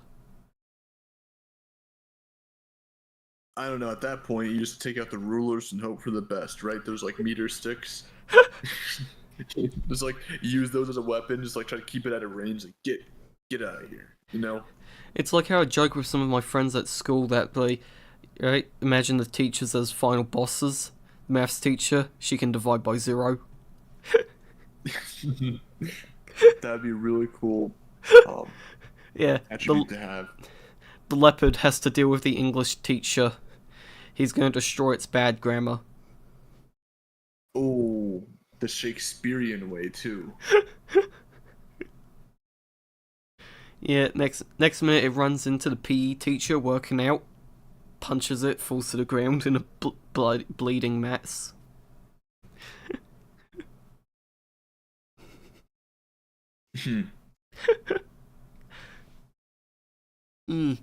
From what I know, those sorts of interactions are pretty common in India because leopards can easily just fit in and sneak around in urban areas. Yeah, that would be scary. I'm so glad we don't have them in the US like that. You know, like I don't know why the Asian leopards tend to prefer to eat on the ground. Like you said, probably not a lot of competition, whole lot of competition going on. I don't think tigers are as much of a competition for leopards as lions would be theoretically, because lions have the prides. They have like a lot of members. Tigers might just scare them off the prey. maybe even tigers won't even engage with the leopard. Tigers do not like to fight. Generally speaking, they're solitary animals, right? They only fight for like a mate, and they don't fight to the death. Usually, they'll just whatever, and someone's gonna pull up. Well, actually, they do. Like, here's the source. I'm like, yeah, that's like 1 in like 1,000 cases. That, and I think I also read it was in the same book. I got the thing with Asian leopards not really dragging their stuff up trees, where if I remember correctly, they said that I think lions, in terms of population density, are far, far more common than tigers. So maybe it's the case that leopards in Asia don't run into tigers as often as they do with lions in Africa. So they just don't need to drag their stuff up trees.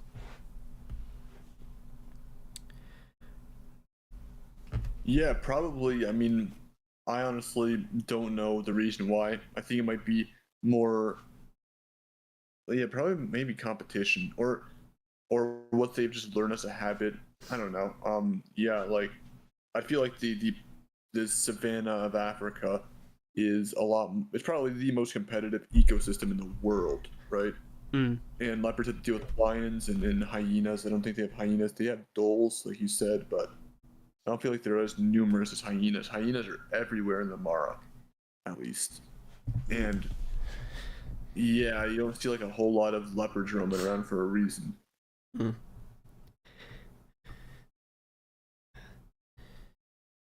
I will admit on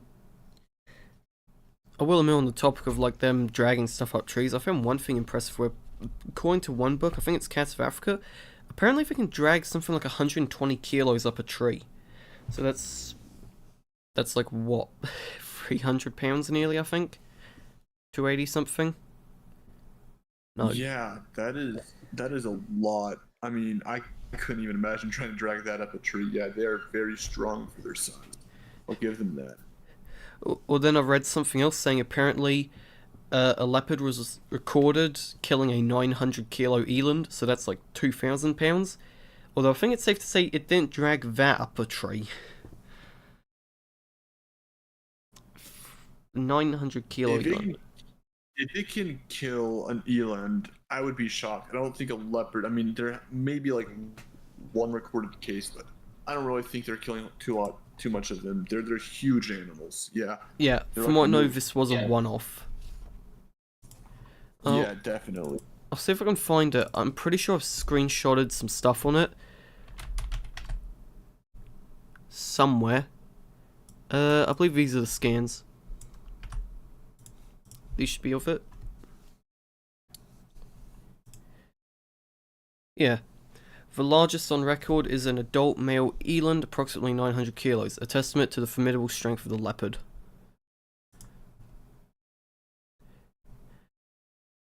Wow. That's genuinely impressive. Genuinely. I remember joking around with someone, right? Because you have the fishing cat, small Asian cat species. And I remember joking, saying, we must power scale how strong the fishing cat is. And then he went, okay, well, there's a recorded case of a fishing cat killing a small leopard in captivity. Then we have the case of a leopard killing an eland. Therefore, the fishing cat is stronger than the lion. 100% logic. I agree with that statement. Game over. Sorry, lion. We can clearly see that the fishing cat is boundless in power. Boundless, tier 1A, outerversal, multiversal, just like beats Goku, Doctor Strange, obviously. As we can clearly see, there is nothing that can stop the fishing cat. Not even a gorilla. So yeah, now the entire joke with us is just the fishing cat is God. Just God. That's just it. 1A, just yeah. There is nothing you can do to stop the fishing cat. If it wants you, it's gonna kill you. I think I actually heard something where apparently a fishing cat did actually drag off a human child once. Like a 6-month-old baby, I think it was. They later found it and killed the cat, though. So, yeah, it does seem like those cats can What? pretty powerful. No way! Wow, I would not expect a fishing cat to do that. A 6-month Wow, old child. wow, what a way to go. That's a very unique situation. I'm not saying they should be proud of it. It's not something you should be proud of, but if you're that one statistic, Hmm. man, Luck- you're labeled like that forever. Luckily for the child, they did actually manage to find the kid and actually save the child, and killed the cat. But yeah, that's pretty crazy that Oof. decide to grab a human child. Hey, when you're desperate enough, right? You gotta eat. Indeed. Yeah, fishing cat. How about you go catch yourself some fish, for God's sake? Not enough fish in the sea for it. Who knows, maybe he's just allergic to sea fish. Just allergic to seafood. Prefers human flesh. They say they won't. The second a lion attacks a human, they have to kill it immediately because that lion will now only want to hunt humans because they claim the flesh and the blood is like sweeter, and they just like the taste better. That's what they claimed, at least. I don't know if that's fact based or not, but like that was an interesting perspective. It reminds me of one thing I read where, with the Aboriginals, right, the native people of Australia, apparently there was a case where an Aboriginal tribe in like the 1800s, they actually killed a group of Chinese people who had come to the country during like gold rush. And the reason why they went after the Chinese was because they actually found the flesh of Chinese people sweeter, because they were living on like this sugary rice diet compared to the more like salty beef-based diet of the Europeans. Which is that's a scary thought. It is a scary thought. Wow, did not realize that. Most people just cover that up and go like, "Oh, you're racist if you bring that up." When it's like, no, this is actually a part of history that happened. Mm-hmm. Yeah. Anyway, since the stream's getting a little long, I guess we ask the final question. Final question. Let's hear it. You stated in some of your videos that you've had experience both in captivity and the wild with some of the animals you talk about in your battle videos. Would you like to explain any of that further or give any notable examples? 100%. I can explain a little bit further. Mm-hmm. All right. So, like I mentioned, I've been to Kenya twice already, studying that type of stuff, ecology, diseases, everything like that. And I'm going back there again. But this time, my focus is going to be specifically kind of towards big cats. Might get a few elephants, but big cat conservation.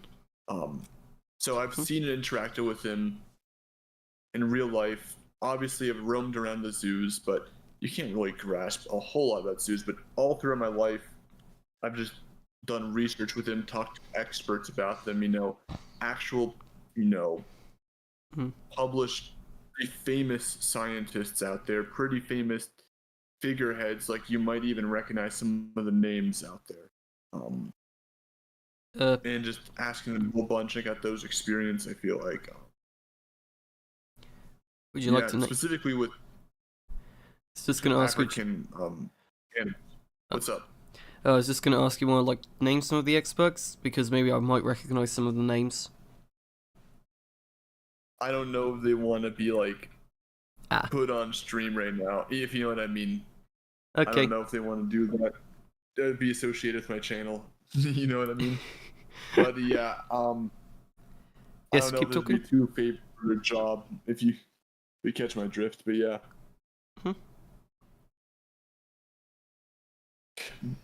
Yeah. But yeah, some experience, with dealing with that type of stuff. What was really interesting was also dealing with the local Maasai people. And you'd be surprised. Some of the top tier scientists I've talked to, published research, PhD, postdocs, that I've worked for as well. the people who know the most are just the locals. They're the people, the local Maasai warriors who know. And I lived with this local Maasai warrior for about a month. And let me tell you, he was so crafty. He's so intelligent about the whole place around him. He knew the whole surrounding area by the back of his hands. And, you know, the guides do too. These guides, these drivers, are usually trained. You get a good driver, they know the terrain. They don't have to be a published scientist to recognize all this. They live there. You know, they have to get trained in that type of stuff. They know the dynamic patterns. They know what's happening, where to spot the animals, how they interact. And what's really cool is seeing such a unique perspective. And I've been to Yellowstone as well too, and Yellowstone was absolutely amazing. You got to see the bison, and you got to wake up at I remember you got to wake up at 5 or 6 a.m. to go into the park. That's when you see the animals, and that's when you don't have to wait in those huge car lines, right? You got to wake up at 6 a.m., go to Lamar Valley, go spot the bison. Maybe you'll get lucky and see a wolf. Maybe you'll see a bear. Saw a bear near Painted Pots. Mother with her cubs, really cool. But one thing people don't realize when you're on safaris, it's very, I guess for the average person, very boring and underwhelming. You're just driving through a grassland, and occasionally you'll see something cool, but most of them are just going to be thousands of gazelle and zebras. People get bored of that. And everything that you're going to see usually is from a distance. So you have to pack a good binocular. You don't cheap out on that, you know. If you're gonna go on a safari, gonna do some research, you gotta pack good binoculars. You got to have a great zoom camera, because you might only be there once. You might see a once in a lifetime event they might want to capture. And yeah, I've heard how these local Maasai people also, part of their culture is to, when you become a man, you have to hunt these lions, and that's like your true manhood when you bring them back. And it doesn't always have to be lions, but they taught us the proper techniques, how to fight off lions, where to target their weakness spot, how to target hippos, elephants, everything, when they had to hunt them back when they could. Obviously they don't do it as much anymore. They've stopped, but they taught us about the local traditions over there. That was really cool. I wish I had experience to interact with tigers more, other than zoos and captivity and research. I mean, it's one thing to read something online, but it's one other thing to experience it, you know? Let me see. Yeah, I've done some research as well. Wrote a paper on various biological topics as well. I feel like I'm really well versed in biology, and my opinion, feel like has a lot of. I always like to hear the other side of the argument as well. You know what I mean? I'm not like I try, or at least I try not to be a biased fanboy. Mm-hmm. Yeah. I will admit, I'd like to be able to go out myself and check out some of these areas with, like tigers, lions, leopards, all that. I like to go to America to check out mountain lions and grizzly bears. Wolves to a certain extent, although I'm not really interested all that much in wild dogs. Main reason why I'd like to check out like pumas is because those are one of the main like identities people believe to be behind the big cat sightings in Australia. So it'd be good to like familiarise myself with those animals, if you know what I mean.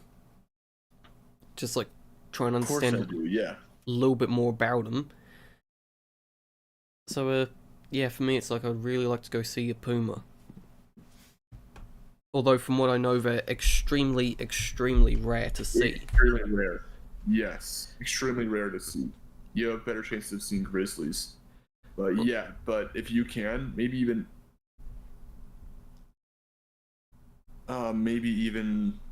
some, what was I thinking of? And wolves. Yes, wolves. They have gray wolves now in Yellowstone. So if you really want to see these animals, I would definitely recommend Yellowstone or Alaska. See them. And of course, Yellowstone, you can go see these amazing geologic activities stuff as well. Yeah. I don't know why, but I find American wildlife to be interesting a lot more. Like, I don't know why, but they just really seem to fit in with the environment, and I really like the look of it alongside the animals. Just look really majestic, I guess you could say. A lot more than lions in the savannah for me. Yeah, I 100% get that. I guess since I lived in North America all my life, I'm not saying you get bored of it, but like, seeing, I guess I've been just intrigued by African wildlife with Big Cat Diary and all the documentaries I watched. So that always interested me, I guess. And I'm so grateful to have the opportunities to go to Kenya, and I want to visit other places as well. And maybe next stop the Amazon rainforest. You never know. So yeah, just also wildlife photography as well. Wildlife photography is pretty cool. I think for me, it's probably the same thing, right? Like, with Australian wildlife, I'm not really, like, very overly interested, because, well, like, I live in the country. Like, if you were to come here, you're going to be said, like, oh my god, it's a red kangaroo. Meanwhile, I'm going to look at you like, what are you, stupid? It's just a kangaroo. But... Exactly, I want to see kangaroos so bad in real life, but you'd probably be like, oh my gosh, it's just a kangaroo. You know what I mean? Like, we do the same thing with, like, yeah, deer and stuff over here. They're everywhere. Next minute I come over and, like, say you and I go to Yellowstone, I'm gonna be so like, oh my god, it's a grizzly bear. Oh my god, bison, bison, bison. But you're gonna be so back like, what the fuck's wrong with you? It's just a bison. Dude, I mean, I'm telling you, people, like, you think it's gonna be different, but you just realize it's just a giant cow. I mean, like, what else is there? I really thought the grass would be different in Kenya. I thought the air would be different. I mean, it's culturally different, but it's just, the same grass, the same kind of tree, whatever. It's just, rhinos are just like giant dogs. I mean, not giant dogs. Rhinos are just like giant cows. Hyenas kind of just act like giant dogs, even though they might not be directly related to them. They act very similarly. Big cats obviously just act like normal cats. They just sleep majority of the day. So people got to realize that you're not going to see them actively hunt or whatever. Usually when you see the wildlife sightings, they're from a distance. People need to appreciate that, because you're not going to be very up and close unless you're at Yellowstone and a bison's walking in front of your car. But yeah, and people don't realize that, I guess, bears, elephants, they're nuisances to a lot of people. They, like, ruin their homes, they eat their crops, they just destroy stuff. And you might say, oh my gosh, it's a cool bear, it's a cool elephant, don't hurt it. Then you got that whole controversy. But yeah, definitely check it out. Like, Yellowstone has to, because it's such a cool place. Other than the wildlife, it's just such a cool place to visit if you're into geology. Or, in a couple-hour drive, you can go visit Glacier National Park or the Grand Tetons or anywhere like that. And it's just an amazing place. You'll see moose over there. And if you really want to see moose, you gotta obviously go to Alaska. Alaska's moose everywhere. They have the big grizzlies, but like I told you, in order to see the big animals, they're up at dawn. They're out at dusk. They're at nighttime. They don't. The animals in the middle of the day, specifically bears, are generally the less alpha, the smaller ones. So if you have an encounter in the middle of the day, lucky, because the big bears, the really big ones, are up at dawn by the lakes, by the rivers. Yeah. Mm-hmm. Beautiful, Can't beautiful sleep in if you want animals. Don't think I have the money right now to go over and, like, to Yellowstone and, like, see it in, Kenya, Africa. But I would like to go one day and check around. Don't think I would see much, 100%. but we'll see. 100%. I think that's really cool. If you were to go I would definitely highly recommend Kenya or South Africa to visit if you want to see wildlife, because of the two big reserves. You got the Masai Mara, then you got Kruger National Park. So definitely hit up one of those. What else? Yeah, Kruger, that's Yellowstone, like I said. It seems like whenever I hear of lions, I hear Kruger. Yeah, that's like one big zoo. So the secret behind Kruger is that it's actually fenced off. Um, and because Kruger National Park is so handpicked, it doesn't seem that wild experience that you're looking for. And honestly, the Mara is obviously a little bit more wild in my opinion. It's not as fenced in, it's not as controlled. It's because you get to see the migration to the Serengeti. The Serengeti and the Mara are the exact same park. The only difference is the little tiny river between them, but they're the exact same ecological range, right? And the Serengeti is a lot bigger, but the Mara has so much wildlife. That's where they shoot all the BBC Earth documentaries. That's where they shot Big Cat Diary. That's where they shot a whole bunch of other documentaries. But I hear Kruger can be very underwhelming because it feels like a zoo almost. But the Mara is a pretty magical place. If you're trying to look for that wild experience, I would say, compared to the rest. I mean, there's other parks like in Namibia and Zimbabwe that are absolutely amazing. But when you talk about wildlife, you want to go to the Mara. You want to go to Kruger.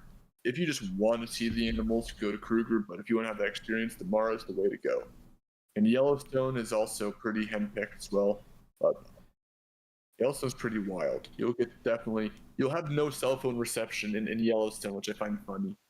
Like, you can literally like get lost in the middle of it. I remember I went there recently in the middle of summer, our summer, the US's summer, and it was snowing. We went from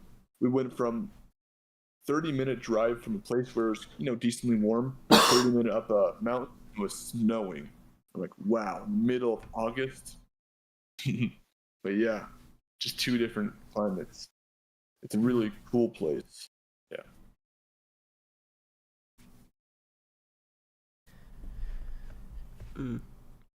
On that note, I'm guessing it's getting pretty late over there for you in America. Yeah, it is. It's like midnight right now. Yeah. We've been going for like... I'm not used to. It's like nearly 2 o'clock here in Australia. 1:45 right now. So, I guess good to end the stream now. Yeah, we've been talking for a while, yeah. Yeah. I think this is one of the longer streams I've done. The shortest one I've done was, I think, with Shark Toss, which was like 2 hours. So, most of the others are around like 3 hours long. But yeah, I think this is a good time to end the stream and head off. I badly need to go to the bathroom from holding in my urine. 100%. I 100% agree with that. Yeah, same. So yeah, it was a pleasure. Thank you for having me. Indeed. You ever want to come back on and talk some more? I'm happy to do that. But for now, I've got some other projects to work on. Of course, yeah. Hopefully, everything goes well with the demonetization of your channel for whatever stupid reason YouTube has decided to do it for. And infinite wisdom. Yeah. Can't wait to see Polar Bear versus Grizzly. That one's gonna be cool. Yeah, can't wait to make that finally work on it again. Yep. Yeah. Anyway, and I will admit I'm also excited to see the Maasai blog. Of course, yeah. I'll try my best to make it entertaining. I try to get good clips of it. Yeah, it's good big cat stuff. Maybe we even see the lion. Never know. That spotted mountain lion. Yeah. The Morosi. The Morosi. Yeah. Anyway, ladies and gentlemen, see you all next time I upload or do another live stream like this. Feel free to check out Creature Challenger's videos. His channel will be linked in the description below. And with that out of the way, see you all later. Bye.